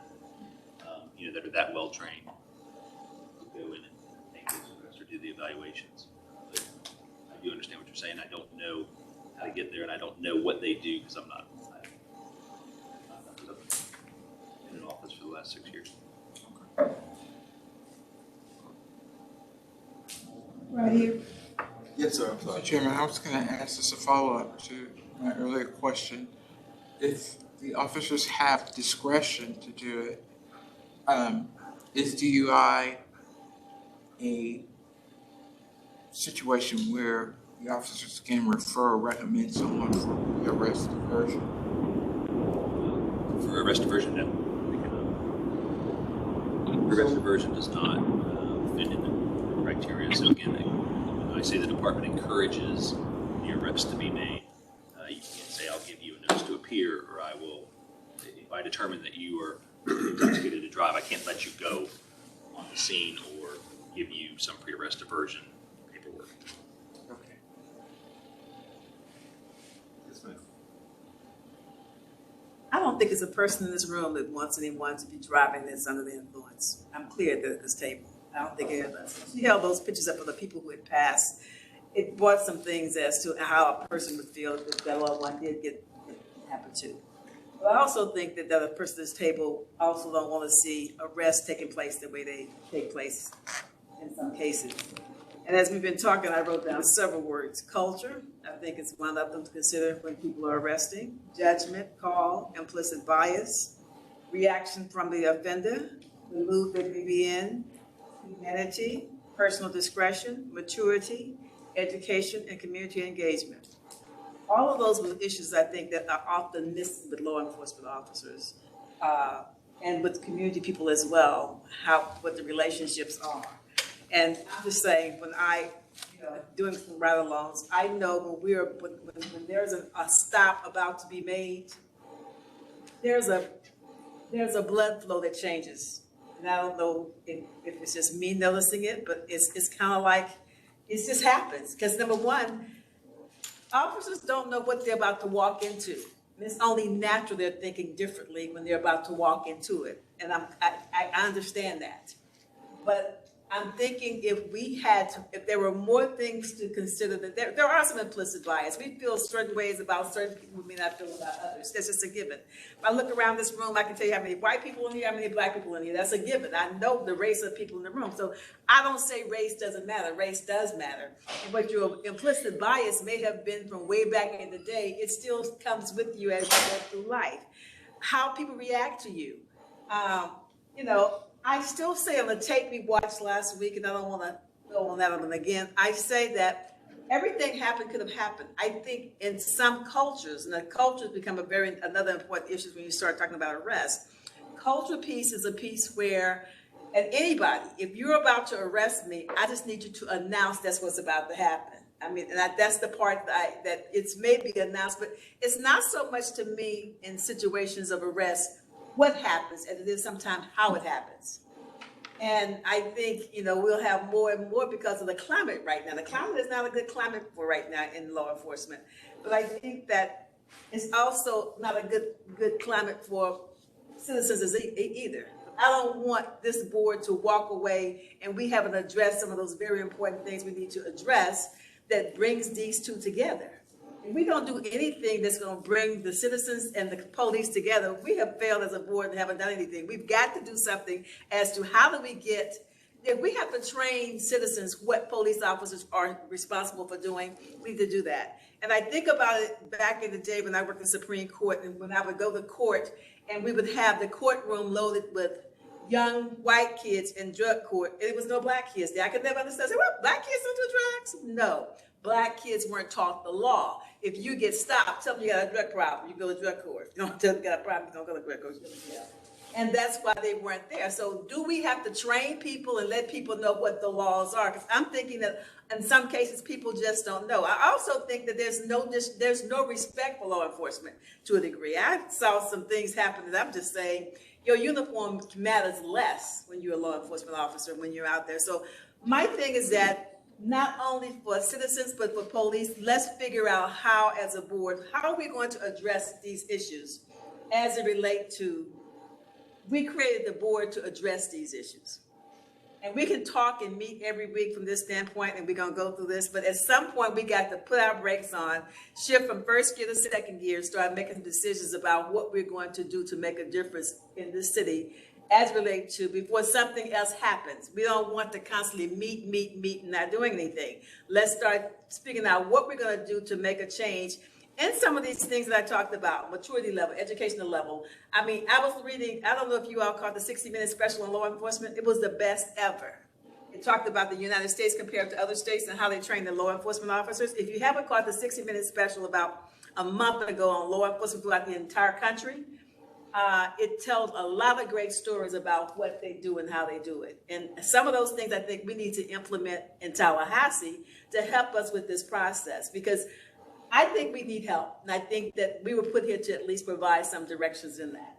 So whatever we can do, I don't want to constantly go through agenda after agenda, week after week, and now see some actions taking place as to what we're doing and what recommendations we're doing. Well, let's have a workshop and start doing something, but let's at least start making something where summer is coming, summer is here.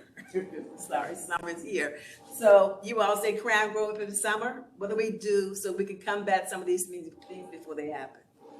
And I say that I rode along last week and I went to the club at 4 o'clock in the morning. Let me tell you something, some things be happening out here in these streets at night, more than I ever thought would be happening. But I think that when you got, and it's a hard job. People want to be out partying, and law enforcement's trying to protect and serve. So there's got to be a middle of the road as to how we're going to deal with these issues as we move forward. That's all I'm saying. I don't know how we do that, but I don't want to see a constantly written agenda where we go through items and we're not having any actions and doing some things. What that entail, I don't know. They ain't got no answers. Just got some. Well, we're probably gonna come back to that when we get to number 9. Y'all come back to me every time. You know what? I have nothing else to say until we get to number 9. So hold your points that we'll actually begin when we get. What is number 9? The hidden secret. Announcements and shared ideas. Mr. Chairman? Notes all over it. Okay, all right. Mr. Chairman? Yes, ma'am. Yes, is that Miss Susan? Hi. Hey, okay. Yes, ma'am. Yes? Yes, ma'am, we can hear you. Can you hear me? Yes, okay. ma'am. Thank you. And I want to apologize to my fellow board members for not being able to be there in person tonight. Not accepted. I appreciate that. I appreciate the chairman and the staff working to accommodate me this way. Can you still hear me? Yes, ma'am. Oh, yes.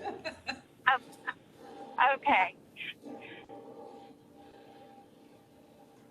Go ahead. Up last month, and we're back on as item number 6.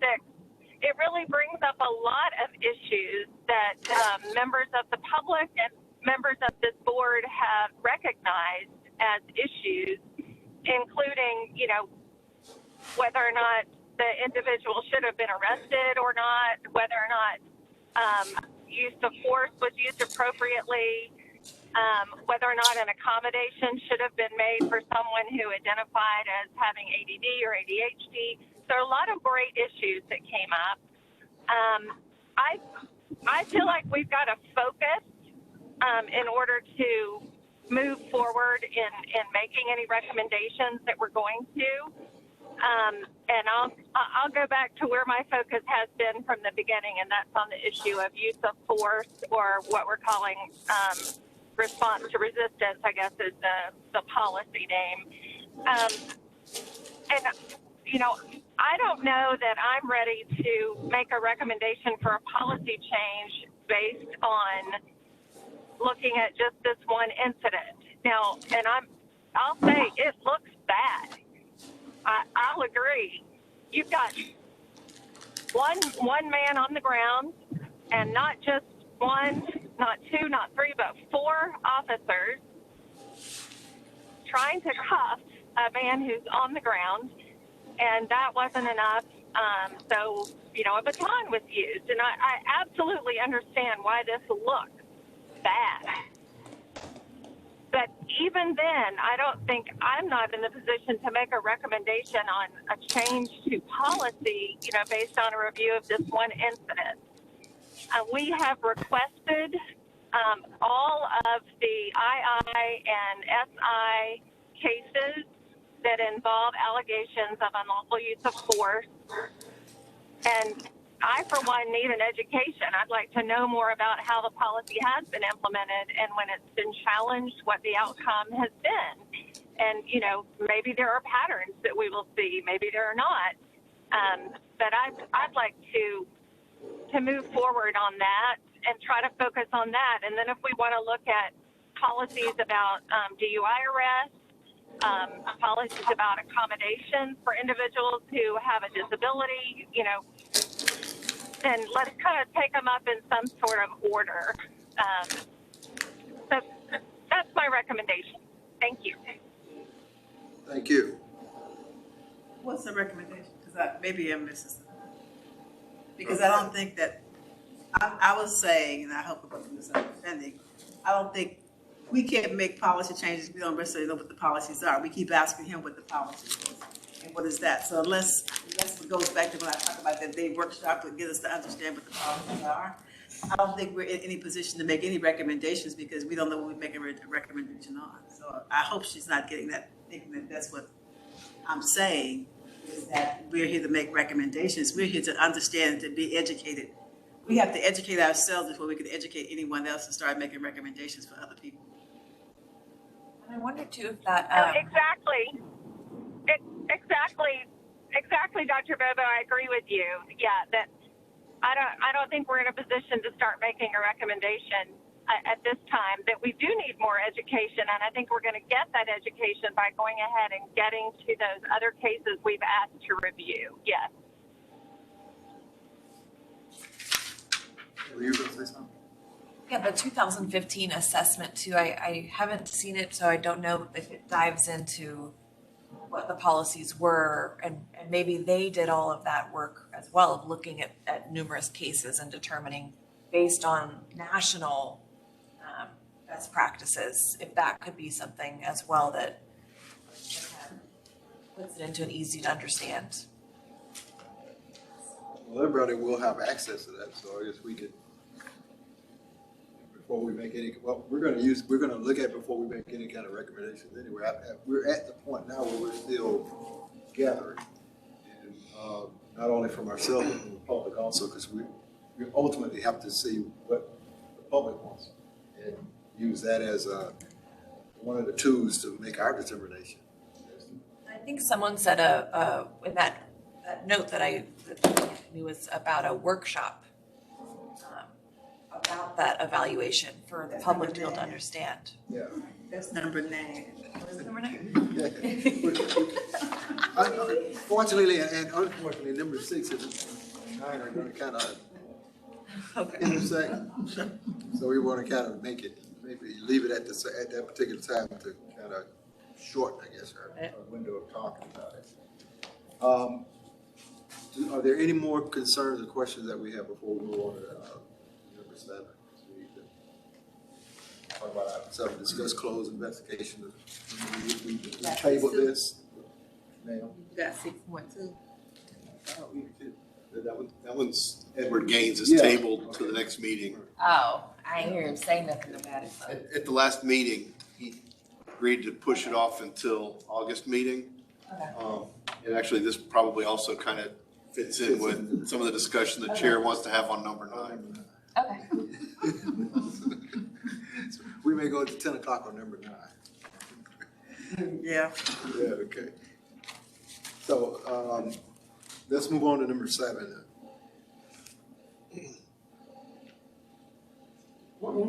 Now, with the closed investigations again, just so I can make sure that it's item number 7. It's in my head. Those stay in you all system, so we still see those. So, like in the 6th year, the 2015 was, let's just say I was an officer then and I had a complaint on me where you all investigated me on use of force and I did something inappropriate. And I'm no longer with the agency anymore, so is that still in the system and compiled on that list? Or let's just say also in 2015, it wasn't internal, my supervisor just, dealt with it, investigated, talked to me and documented, and that was it. Is that still in the system too, where it's compiled in this information we're receiving? CRs will have the lower level complaints that are in there, but what was requested specifically were the SIs and IIs. And I believe what the board had made a motion on was the specific individuals that had multiple cases of either an SI or an II where it was related to an officer-involved shooting and or use of force, excessive use of force. There were certain individual people that had multiple cases. I believe that that's what was brought back. Okay.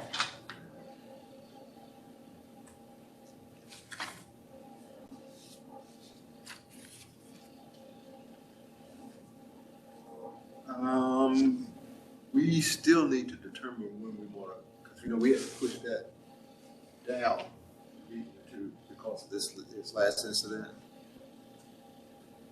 So Again? Okay, we really didn't finish dealing with all of the internal affairs records that we were talking about. We remember we pushed that down a meeting because of this incident that we're talking about now with the use of force. So we still need to determine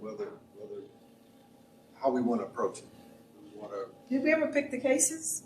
I thought we said we wanted the ones where the rude, the use of force, the officer not being compliant with something or not documented. I think we did compile some of the cases, if I'm not mistaken. I think we did compile them, but we didn't go back and address them. Because of the meeting that we had because the incident we had to cover with the last meeting. We didn't go back and look at those cases and discuss them. We didn't get no cases. We had to discuss. Well, They're here. The cases, yeah, he pulled the cases. Reading is fundamental. It's fundamental. Yeah, the cases were pulled, but it was just deferred. We deferred that. Right. So that's why we had it here, they to be determined. So we still need to decide at what point we're gonna go back and revisit that to discuss it. Because we want to give this incident as much airtime and attention as possible. So we knew it was gonna bleed over into another meeting. And it's going over to another meeting because we still haven't decided anything. That's a possibility. So, I mean, as a board, we have to decide how we want to manage this. Because there's possibly going to be some other things that's going to bleed over too. So we'll discuss those a little bit later on in the agenda. But we do need to determine how we want to address those items. At what point do we want to go back and visit them?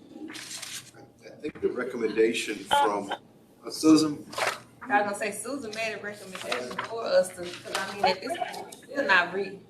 No Yeah. recommendation, no conclusions. Can you just go ahead, Susan? I mean, yeah, maybe my recommendation was a little too general. So I would move that at the August meeting we begin taking up the II and IA cases that are included under number 7 that was tabled. That we get a presentation from the police department on those cases, and I'm not sure how long it would take to do any one case, so we don't need to dictate how many, but let's get started on them as soon as possible. So you're making a motion that for our August meeting, that we go back and address those items that we were looking at in the II cases. Am I correct? Yes. Okay. Yes, that's my motion, Mr. Chairman. Okay. second Okay, so Ms. Van Wyk has made the motion that we address these in our August meeting. And it was properly motioned by Mr. Brother. Do you have any questions on this before we vote on it? So all in favor of the next meeting, the August meeting, addressing the II cases, let's do aye. All opposed? Aye. So we got two opposed. She made the motion, she opposed. No, I oppose it. The two of us opposed. Those two opposed. Oh, that was real. I'm sorry, Susan. I thought that was. Her eye was delayed. Okay. Sorry. Okay, so the motion passes. So we'll be addressing those items in the August meeting. So just to help the ombudsman and be clear, the board wants presentations on each of these incidents from the list that were identified as, for lack of a better term, multiple offenders on use of force, or what criteria, specifically which ones, other than just saying the list, which ones that the ombudsman is expected to bring back a presentation. I'm not clear. And I didn't know they were gonna, because I mean, them presenting each individual case, that would be their interpretation.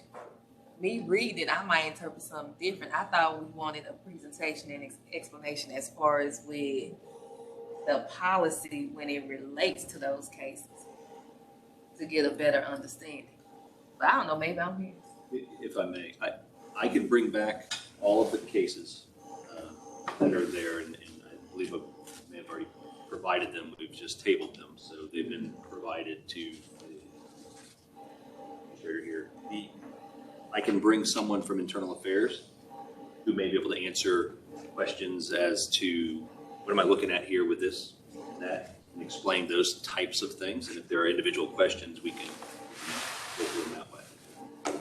At least it will give you some frame of reference as to how long do II stay in someone's file.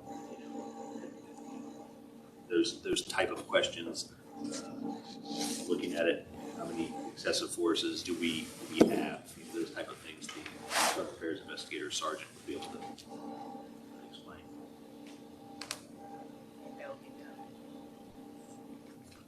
Susan, did you hear that?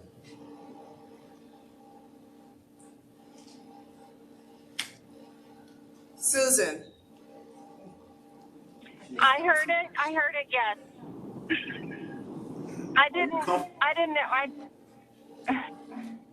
didn't want to dictate how they would be presented, or how many we could do in any one meeting. I just want to get the ball rolling on those. We already know that the police department investigated them and made findings. Some of them, they had the use of force, the unlawful use of force was justified. And I might not be using the right term, I apologize, but, sometimes it was founded, sometimes it was unfounded. I want to hear how the police arrived at that determination as a part of getting my education on interpretations of this policy. So I would expect the presentation would include the policy itself or policies, the facts of the case, and how the determination was made that either the use of force was authorized or unauthorized. So perhaps the deputy chief's recommendation to have someone from Internal Affairs come to me would probably be a good recommendation to accept. Question? Sort of worry and wonder about how much time that would take versus how it would benefit the group. And I say that because, or the way that we're going to do it. And I say that because from the presentation we had last time, it was clips or just pictures of the narrative. And I remember hearing, we do this because when they have a gun, and that young man didn't have a gun. We do, where it says when they're a football player, you need multiple people to tackle him. He's not a football player, and you didn't need that. And so I worry about how the narrative is created when we allow for the person who we're looking at to describe what they did wrong or right, you know? And so I guess if we're going to have more hours of walking through each case, how do we do that in an unbiased way, not only for us, but for law enforcement too? How do you have an unbiased interpretation of a policy if it's the person you're trying to review explaining to you why they did something? I honestly don't think we can, as a board, we're not internal affairs people. So we're going to question how and why they came to the determination that they came to. Only they can answer that. We have to make a determination as to whether we agree with what they saw. Because given their implicit bias or non-implicit bias, they have come to a determination. And whatever factors they use to make that determination, that's what they used. We've got to determine as a board whether we agree with the factors that they use. Because when we look at it, we may see it totally different. So we're not bound to accept what they offer, but we have to, in fairness, listen to what they use to come to whatever conclusion they came to. We don't, in my estimation, we don't have an option if we want to get their side of the situation that afforded them the opportunity or afforded them the latitude to make the decision that they made. They had to have something to work with. So we want to know what were you working with? Because at this point, we don't know. All we know is that they say it's unfounded, or was founded. What did you use to make that determination? Because as a citizen on a citizen review board, I can't see that. I think the use of force was unjustified. You're saying it was justified. So how did you come to that decision? What criteria, what standard did you use to come to that decision? And if you use these standards to come to that decision, well, as a member of the board, I disagree with that. I think you should use these standards. That's where we come in, having seen what they use, having had them explain how they came to their conclusion. That, in my estimation, that's the only way we can do it. We have just to let them tell us what they used to come to whatever judgment they came to, whether it's biased or unbiased. That's my take on it. Yes, ma'am. I know we've decided on the process we're going to use. And I'm thinking about the case of the guy last week, the case that got us in a standstill. And I'm thinking about how many questions that were asked about that policy. What's the policy of what happened to him, the beating, the arrest, the stop at the DUI? We asked so many questions about what took us there, what got us there, what got him here. Was he, they came in, did an example of how that worked. I'm just wondering if we go through each of these cases in the way in which we're doing it. I'm just thinking about my time and you all's time. if we go through each of these cases in that same way before we get what that is about, is that gonna take us right back to where we are now? Because we don't quite understand the policy of each one of these. We don't have the backing of those policies.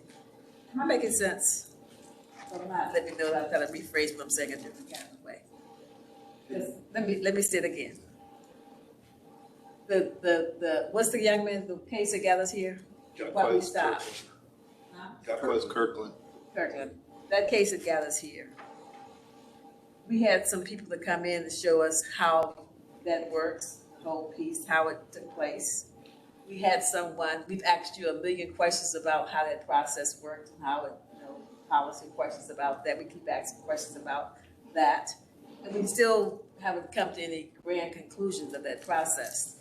Now we're talking about going through these cases and getting the case, these cases of assault, whether it was violation of laws, a chain of command, whatever they rudeness, whatever.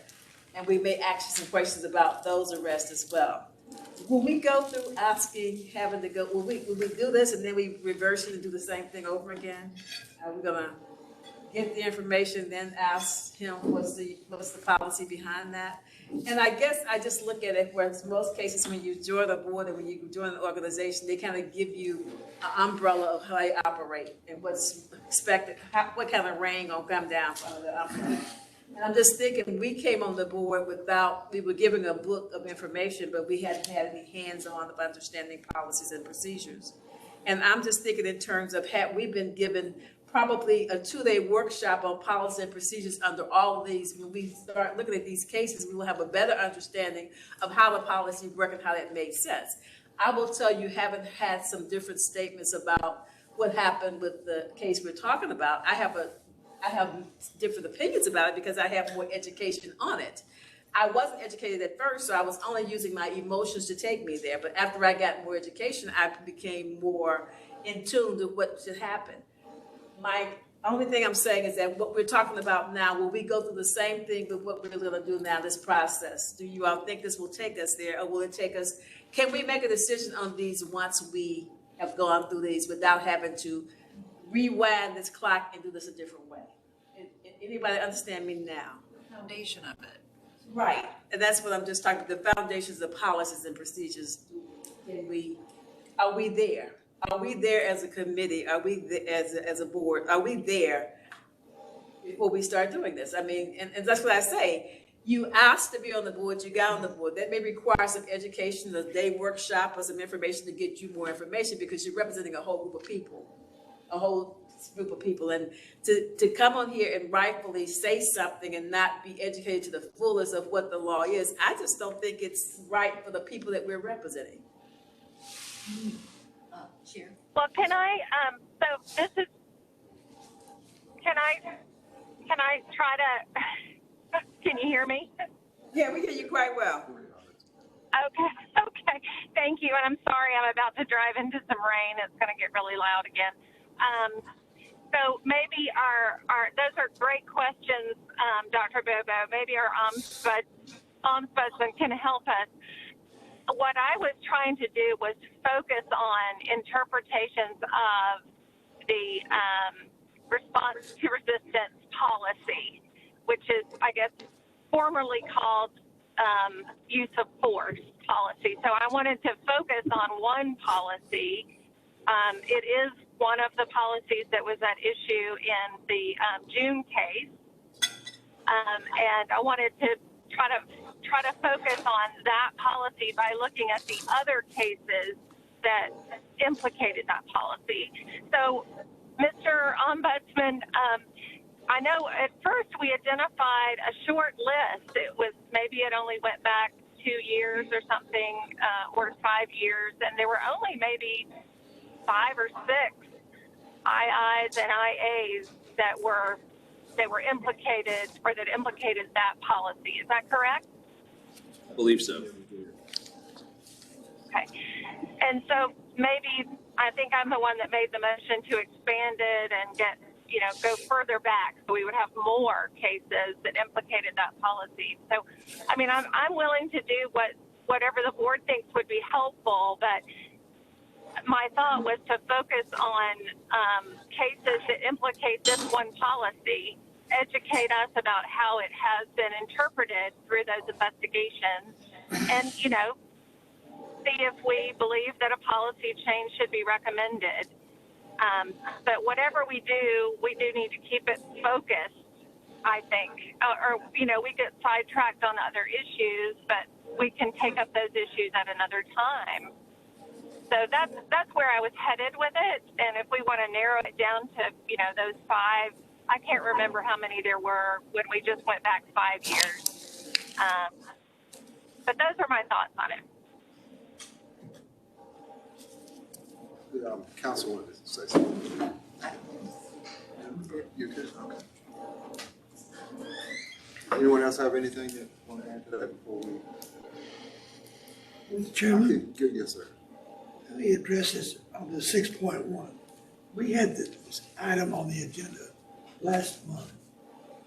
We talked about it, we saw all the description, we had a presentation about it, we had the video, and we all talked about the policies that we all reviewed, whatever. My point is, we have that on the agenda for item May 16th, but we haven't concluded that. We need to take one at a time, my point, on this. If the policy says on brute force or whatever, then I'd like to see it myself. But we pass it over, we're gonna go through 6 cases or whatever we're gonna talk about. But we took this out of the item, and we should take this item, my point. We should address this.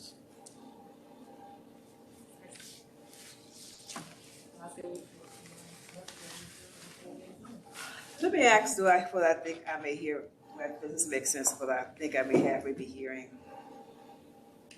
Use of force is what got us to this table, use of force of that most recent case. Can we look at use of force policy? Pull only the cases that have use of force, have someone to come in and talk about the use of force policy. Let's look at the cases, let's outline where those cases, what force was used, and have that discussion as to how those cases relate to the policy and what can be done different, what recommendations we make based upon those cases. Bingo. Here is my issue when that was discussed.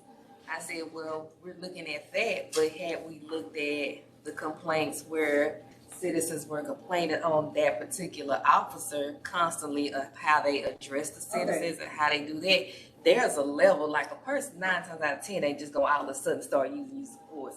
Like, you get comfortable at some point doing that. But when you're not talking to a person and handling them as a human, or you have those biases looking at a person, oh, they black, this is just how I'm gonna treat them, or they live in the hood, so they're nobody.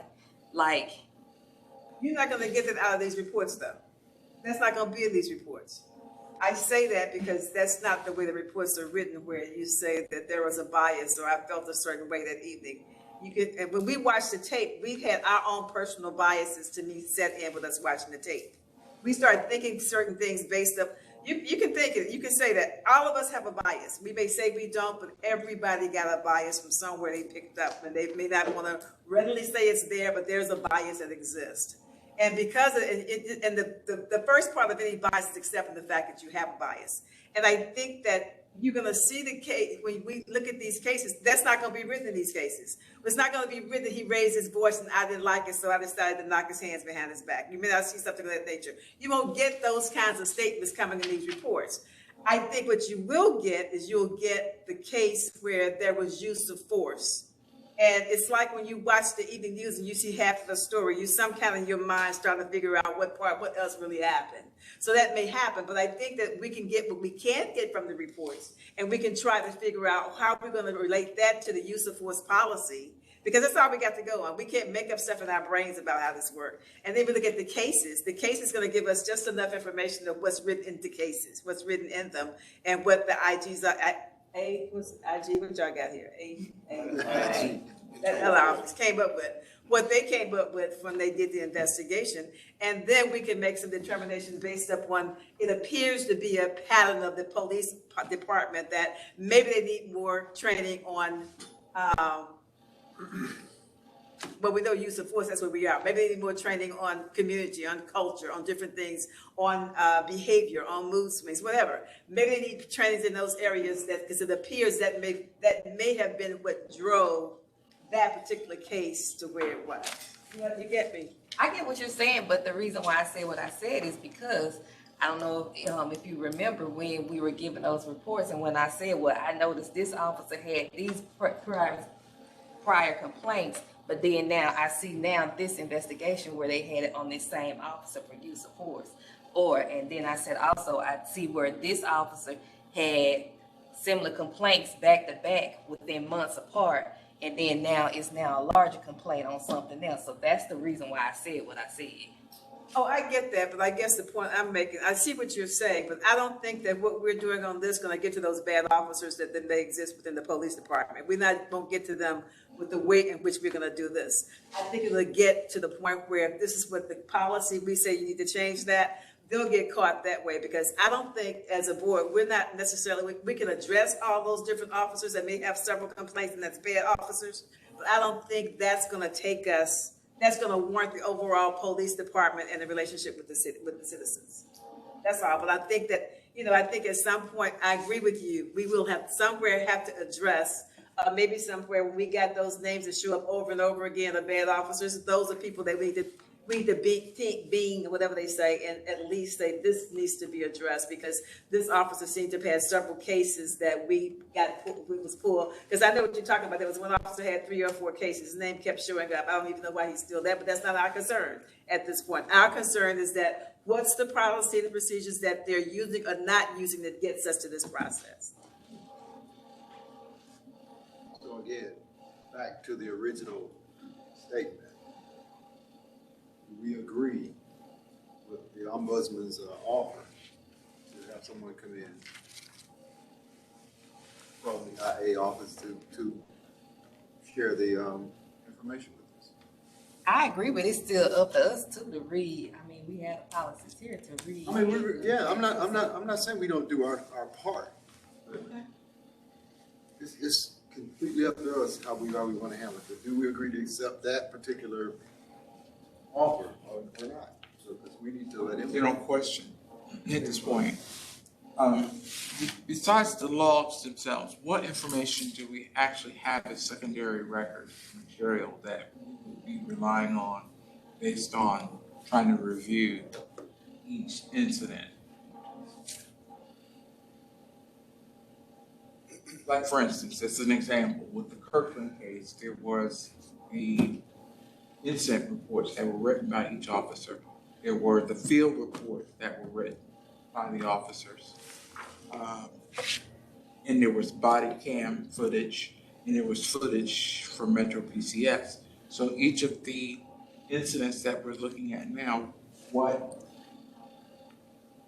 grouping of information would be available for us that we need to read and be aware of before we get any presentations from the Tallahassee Police Department? Because I think that the way we looked at the Kirkland case, not having read the reports and having that information from the police officer's point of view, which is extremely important in that situation, since the standard in that situation is what's reasonable under the eyes of the police officer. What other things would we have to look at that would prepare us for reviewing those II and SI logs? It is dependent upon the case. And so if you go back to 2015, there may not be body cam footage of an incident, but your 2018, 2019 cases may have body cam footage of an incident. The I reports themselves will be multiple pages. They may be referenced in there as to what other evidence that the investigator had. Possibly, I have not reviewed through all of those cases. But if there's specific cases that are there, yes, we would have to go back and look at that, redact certain information from those cases, body cam footage, et cetera, if it occurred inside a residence or victims, those type of things. But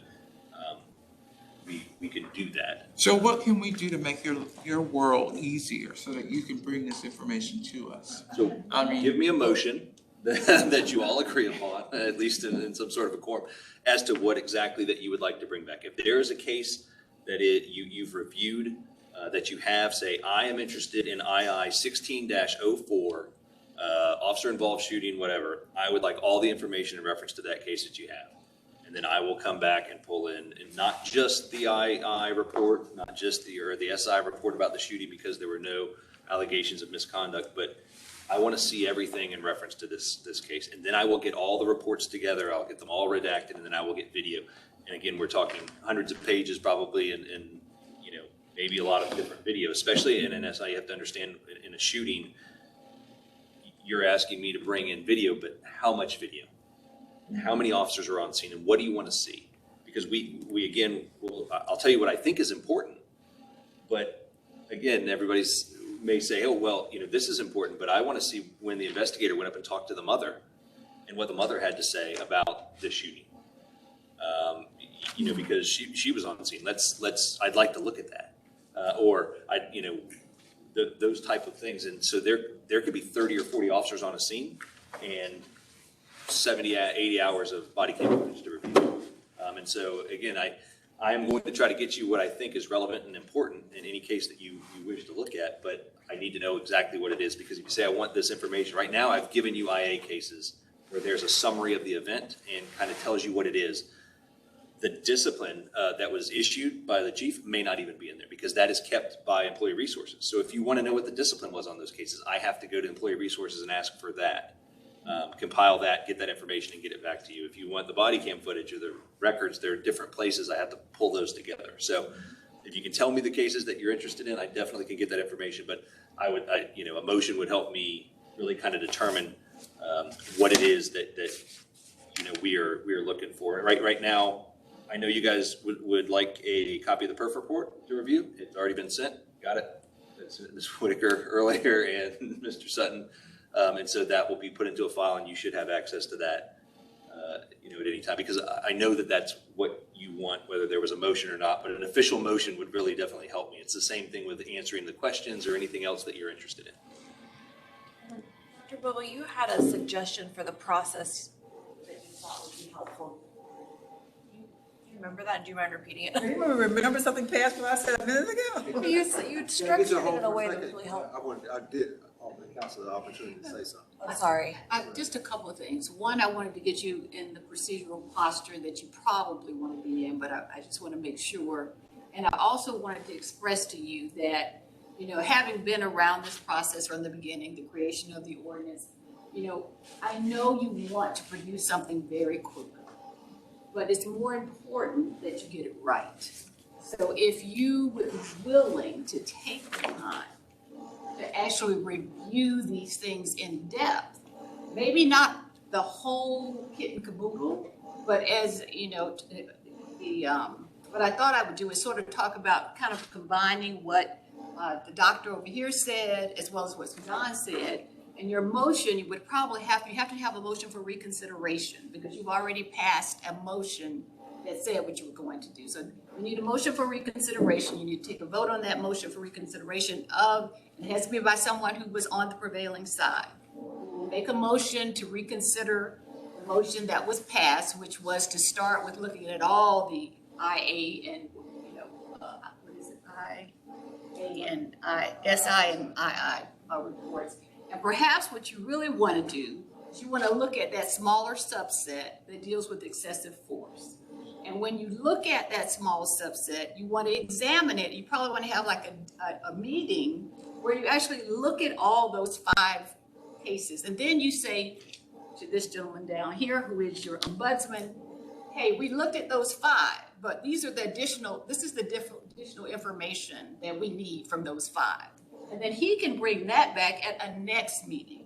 And you may not even be able to cover all 5 of those at that next meeting, but you're kind of breaking it up and giving the ombudsman some direction so he can provide you all the information that's available if that's what you want.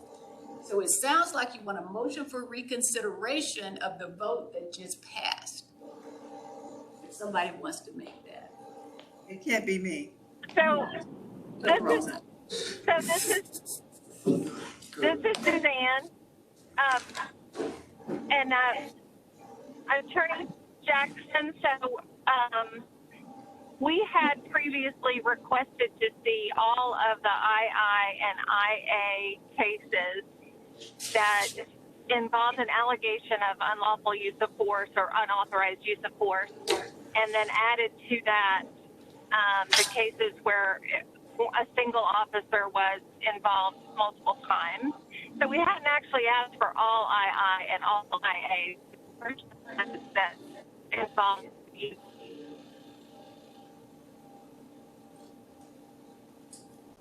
So for clarity's sake, Can Mr. our Chairman, assistant is that tell a me how motion? many?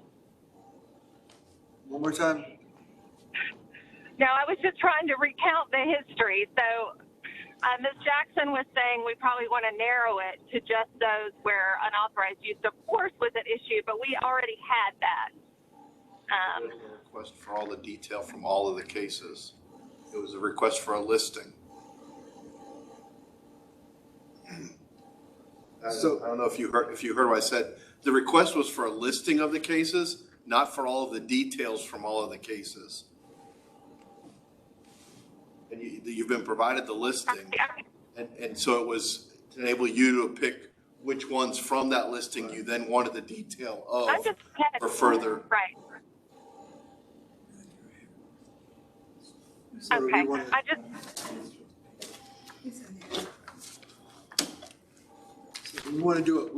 So we're going to do a motion to reconsider Susan's motion. Okay, all right. I'll move to reconsider then, if that makes it easier. Go ahead. I'll move to reconsider the question that was previously passed. I second that motion. All in favor? Aye.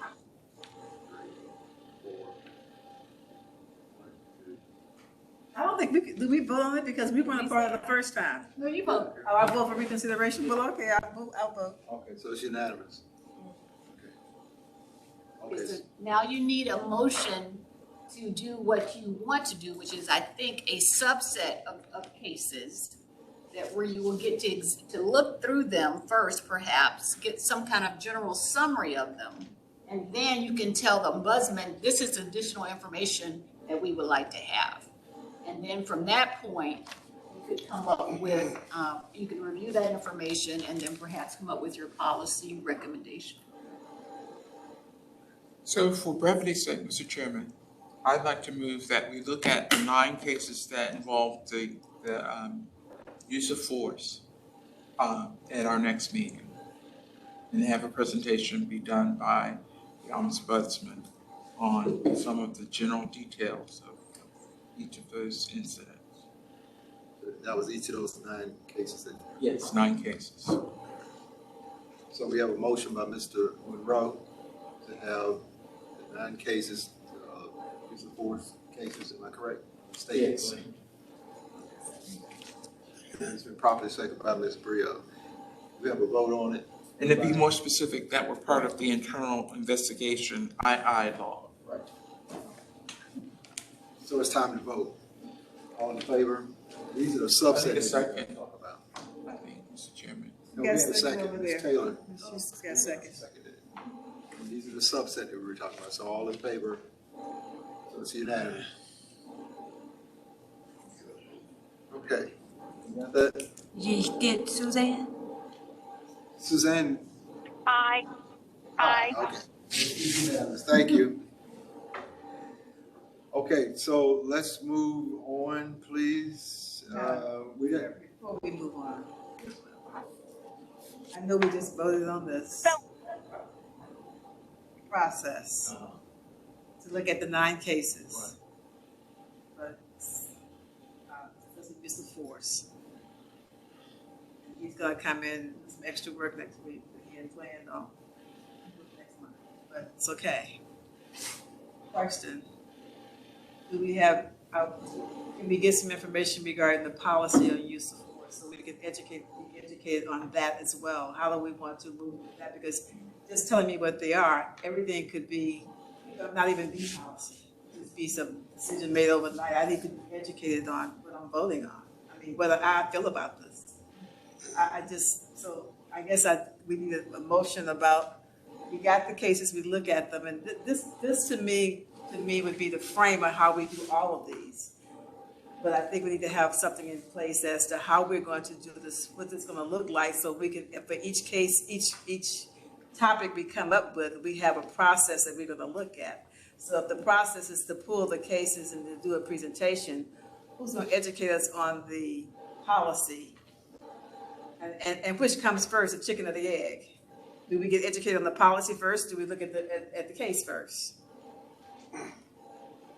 Probably the policy unattached to any case, right? Right, because the policy is not attached to the case. The policy exists in the umbrella of how they operate. So we're asking for a written copy of a policy, or are we asking for a presentation?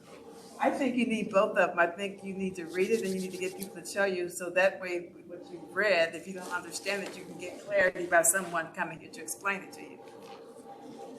So, I'm sorry, Mr. Chairman, may I? Yes, sir. Dr. Bobo, so if we get the ombudsman to bring back to our next meeting the issue of the use of force policy and have someone present on the use of force policy, I think that would give our ombudsman another direction as to what we're looking for the next meeting. Correct. And that only does. Add the motion. Okay, we can amend the motion to add to it? Yes. Okay, so we're gonna add to the. Just make another motion. I move that we look specifically at the 9 cases and that the ombudsman. Hold on, let me interrupt for a second. Do it, make your amendment in the way we want it to happen. We want to look at the policy first and then the 9 cases. So if Just a separate motion on its own, standalone motion on the They can order the agenda. Okay, okay. I move that we look at the 9 cases, but before we look at the 9 cases, as a prerequisite, we have someone from the department give us a presentation on the use of force policy or response to resistance now, sorry. Okay. Okay, so we've got another motion to be added to the previous motion to have a presentation of the use of force policy from TPD by Mr. Monroe. Do we have a Can I second? ask a question? Yes, ma'am. Okay, because we're looking at different year policies. So is TPD policy the same for the use of force for those same years? Or did something change, or do we need to look at each different year with their use of policy for those different cases? I would recommend that you just start with the existing one, and as you go through the cases, they can explain how, if it changed and how it changed. Okay. Motion on the floor. And we have a second for that, Mr. Monroe's motion. Second. Napier, second, Mr. Monroe's motion. Now we discuss it. Sure. Now you discuss the motion. Do we have any discussion on Mr. Monroe's motion added to the review? I mean, she answered it, because I just didn't want us to make a decision based on something on a policy right now when their investigation was based on a different year of how they was doing it. Question. Does the policy change that drastically from year to year? No, not drastically. Is there any possible way then, that when you give us the policy, you can tell us what change was made from 15 to today? It's a possibility. 15, again, was the perf review. There were many changes between 15 and 16. A bit louder, Mr. Larson.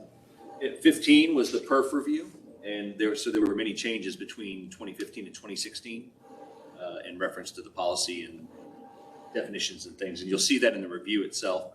Once you go through that, you will see that there are recommendations for definitions that are in this current policy now that were in the perf review, where previously they were not. So we used a matrix of sorts along with officer and subject factors back in 2014, 2013 and the like, where you had officer subject factors that were involved in different things. So if someone was actively resisting you, you would be able to use a baton, use carte blanche, this met this criteria, and only with officer subject factors would it kind of change that. And we went to a reasonableness standard, which is what PERF had recommended. So there are some changes from 2015 2015 to 2016, but not a huge amount.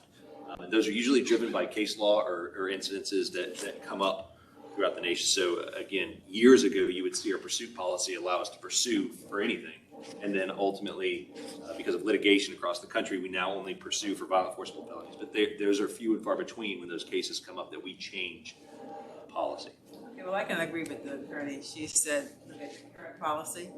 And I think if you're going to be here, we have questions about those other cases. You can say what the policy was. We're going to have to go back and do all that. That's a lot.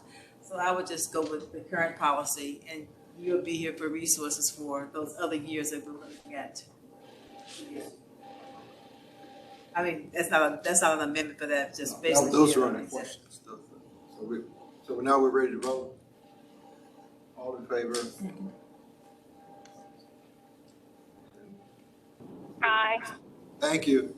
Okay, so it's unanimous. Okay, so we got a couple more items we need to get to.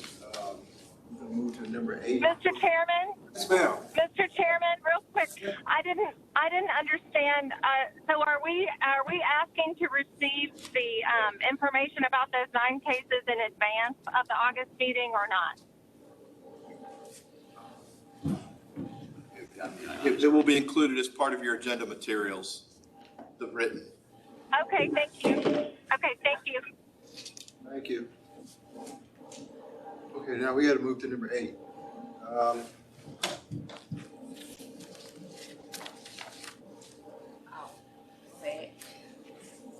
The incident I wanted to bring to the board was back in May, where I witnessed where an officer was unprofessional toward community. And I did, file a complaint, and I asked for the body cam, and I talked to the sergeant of the officer in reference to the incident.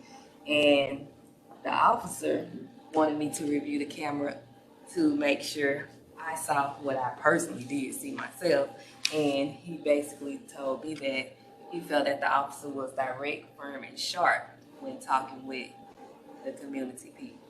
However, just like I said to the sergeant, at what point did he need to be direct, firm, or sharp with the community in reference to the incident? Basically what it was, a guy was driving a car at a high speed rate, and a guy riding a bicycle dashed out in front of him, and of course he was hit. I called 911, and I was never interviewed in reference to the incident, and it was a lot of things that happened in between that whole time that I had concerns about, hence why I wanted to bring it to the board, and I also made a complaint on the officer in reference to the incident. Is this an active matter? No, it's closed. So I guess to help, what are you asking for? I just wanted us to review it because I know it was something we was always discussing as far as with how officers engage with community members, and that was my concern with how he was engaging and conversing with the people in the community.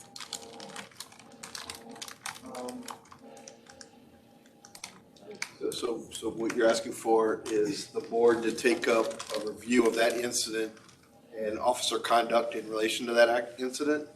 Yes. Okay, I just want to make sure it's clear. We don't have to do it in August. Okay. No, we got enough on our plate. Yeah, that But I'm was just saying, it's just something I would just like for us to review, but if y'all don't want to, I'm okay with it. No, I did my part as a community member when I made the form. I mean, at some point, we can Yeah. definitely put that on in the agenda, but you're comfortable with us not including that next month, right? Yes. Yeah, okay. That's what. So, that's what I was gonna ask. Are you gonna put a motion on the floor for us to consider that? Need a motion? Well, I would like to make an emotion for us in the future to look at this incident. Yeah, it's a second for us to look at it in the future. Now, when we say future, we're gonna leave that to you to determine at what point in the future you wanna bring it up, or you wanna set a specific time. I can do it 3 months because I know right now we have other stuff to deal with. As long as you're comfortable, because it's your motion. No, I'm completely comfortable. So we'll leave it with you. We still need a second. Yes. If anybody, any board members wish to make a second. I'll second. Is there for a second? I'll second. Okay, Mr. Monroe seconded. So now, any questions? So let's have a vote on it. Before we vote, what are you making a motion? It's open for discussion at this point. Susan, were you saying something? I guess I just had a question whether, you know, I don't know if I'm comfortable just taking a look at incidents in which members were personally involved. I mean, I hadn't had a chance to really think about it because I'm just, you know, looking at it for the first time, but. I was not personally involved. I just witnessed the interactions. I'll tell you where I thought you said you were involved. So I witnessed the interaction and, you know, called 911 because the guy got hit by a vehicle, but I witnessed the interaction. My feel is that we put this with the other questions I got in the back that we address before this is over. I think this is one of those, only because you are a board member, you bring it. I think you're like any board members, like any other citizen that brings something before the board. And you said anytime we can look at it. So if that's the case, can we put it with the questions in the back so we can make certain that this is addressed? When it comes to rules and policies, let's look at what the policy is that makes a law enforcement officer do whatever they do. Can we put your comment in the back with those questions so when we start addressing it, that's a part of that process? Because I think it's just as important as anything else anyone else has. But I'm just looking at it as to, can we just address it with all the other issues to ensure that we are addressing it as it relates to policy and procedures? You sure? I'm positive. Okay. So we were still at the vote. All in favor? We're in the vote, it's just a matter of where we put it. That's the only thing. Do you accept her amendment? I'm cool with that.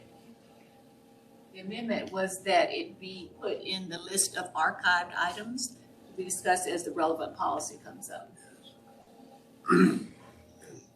Was this an additional? No, it's the same. It's the same amendment? It's the same. Okay, so we voted on it. You gotta vote now. No, we haven't voted on it. Everybody voted on it. Let's go ahead and take a vote again. Everybody vote in favor, all right? Okay, Susan? Aye. Susan, your vote. All right, okay, that's unanimous. Okay, so let's quickly move to number 9. Number 9, Yeah. we're gonna skip to number 9. finally. I do want to make just a brief statement for us about, you want to? Okay, I'll go ahead. I know we're in the middle of the year, June rolling into July, or actually it's the July 1st meeting. But before the board knows that we're gonna be at the end of the year having to prepare a report for the city commission on what what's happened this year with the board, the successes, the achievements and so on. And I know this kind of ties back to the agenda item with Edward Gaines at 6.2 that we've tabled. But I think that the board should really start thinking about where they're gonna go to get this report done. And what's the appropriate mechanism to get that done. I think trying to prepare some kind of a report as a body would be difficult at best. And so this is kind of where the idea of that the chair had brought up, and I'll let him take it from there. Okay, well, I kind of thought we should possibly look at maybe, we had talked about having special meetings at some point if we needed to. I think this might be, in my opinion, an appropriate time for us to kind of think about a special meeting. Mr. Gaines has a lot of information that he wanted to present, and he's been gracious enough to keep referring it. And I think at a special meeting, that would be a really good time for us to cut out some time for just that single topic. Board assessments, board evaluations, his whole topic that he was going to go over to give us some parameters and some key tools that we can use to kind of help put our special end-of-year report some of the items Ms. Bobo mentioned. We can also include those type of things in there. Is this going to be a particular special item meeting? We want to discuss a variety of things, just like one particular topic.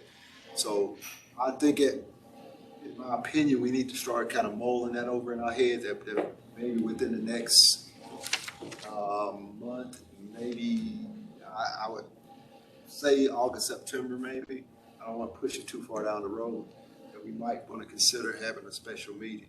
We can come back to this and address it at some other point in time as to what day we want to have that special meeting if we decide to do so. Yes, sir. Mr. Chairman, I just, that's a good point. I concur with what you're doing. Time is an essence. December's gonna come up real soon. It sounds like it's far off, but no, it's not. We should work on it.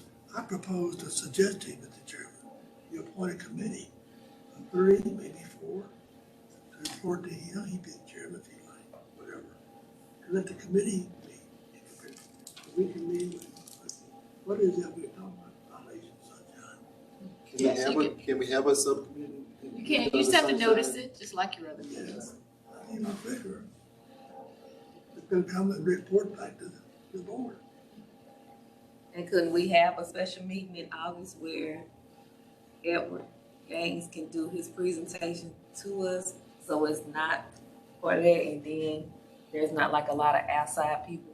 Well, I envision him as being kind of one of the focal points in the special meeting, because the special meeting is gonna require us to make a report. And his whole presentation, if I can remember exactly, was how boards evaluate themselves, how do they come up with those types of items, special reports and stuff. So I thought that would be, speaking with the IT, I thought that'd be a good segue for him to come in and do his report, so we wouldn't have to keep pushing his report down the road. To do it in his special meeting, which will be a two-for. We get his report done, and we also get some teeth, some guidelines as to how we want to go about our special, annual report, rather.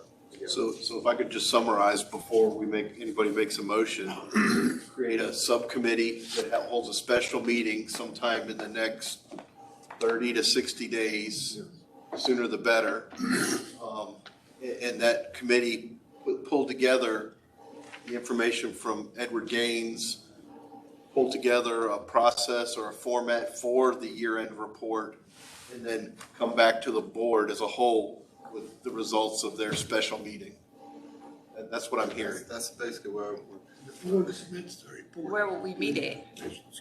Where would this? That could be determined, but I think in my office, we have a conference room that would be a good place to hold that meeting. Of course, And it'll be after 5? it could be whatever the subcommittee decides is the best time to meet.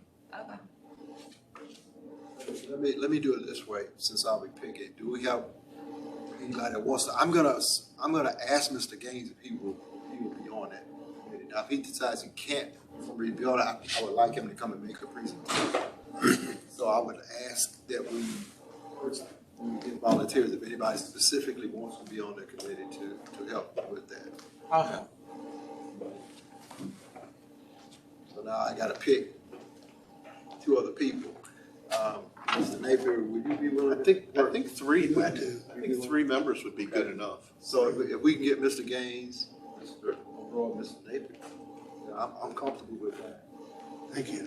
Thank you all. I'm comfortable with that too. You comfortable with it? You saw me kind of looking that way. I saw you ducking. Very comfortable with that. I saw you ducking. I think we need to go through the motion and vote to go Okay, ahead. so who put the motion out? There hasn't been one yet. I preempted the motion. Can anybody pull that together for us in the language to put a motion up for us so we can? I motion that we move to special meetings with the special committee for Mr. Gaines for the goals and matrix, and then they report it back to the board. Is that what you said? No. Including preparation for the year-end report. And add that to it. So What was the first part you said again? Edward Gaines's, I know, I was trying to see the first part she said. Would you motion? For the special meetings and the subcommittee, and report back for the end of the year matrix for the report. That's everything with gangs. So her motion is that we formulate a special committee comprised of three individuals and picked by the chair that we named to investigate Mr. Gang possibly being one of those particular people in the committee, to study and give us an example of presentations of how the boards do their evaluations, and we will use this information to help us set some parameters and some tracks for our annual end-of-year report. Is that clarified, or is that? That's my understanding. So, motion on the floor by Ms. Hubbard. Do we have a second for that motion? I'll second. Any questions on this motion before we vote? Questions? Can we get a raise of hands and an aye or a nay from Ms. White? Aye. Okay, thank you. I'm not gonna be that Yes, sir. opposed. Yes, sir. We're moving to the point. Okay, so we've got that covered. We're covered number 9. I want to thank you all. So we have a motion to adjourn the meeting. So moved. Okay, we have a motion to adjourn. Second, Mr. Mayfield. The time be up and be out of here. It's like, it ain't 30, he's saying, you know what? I got the buzzer going on.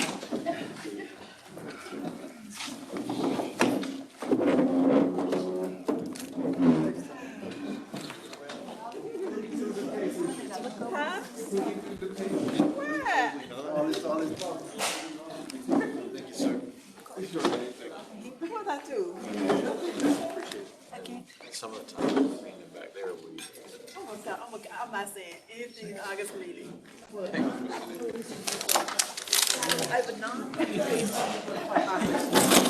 you for being here. Certainly. Hannah will be back next time. Okay. You said it with a smile, aren't you?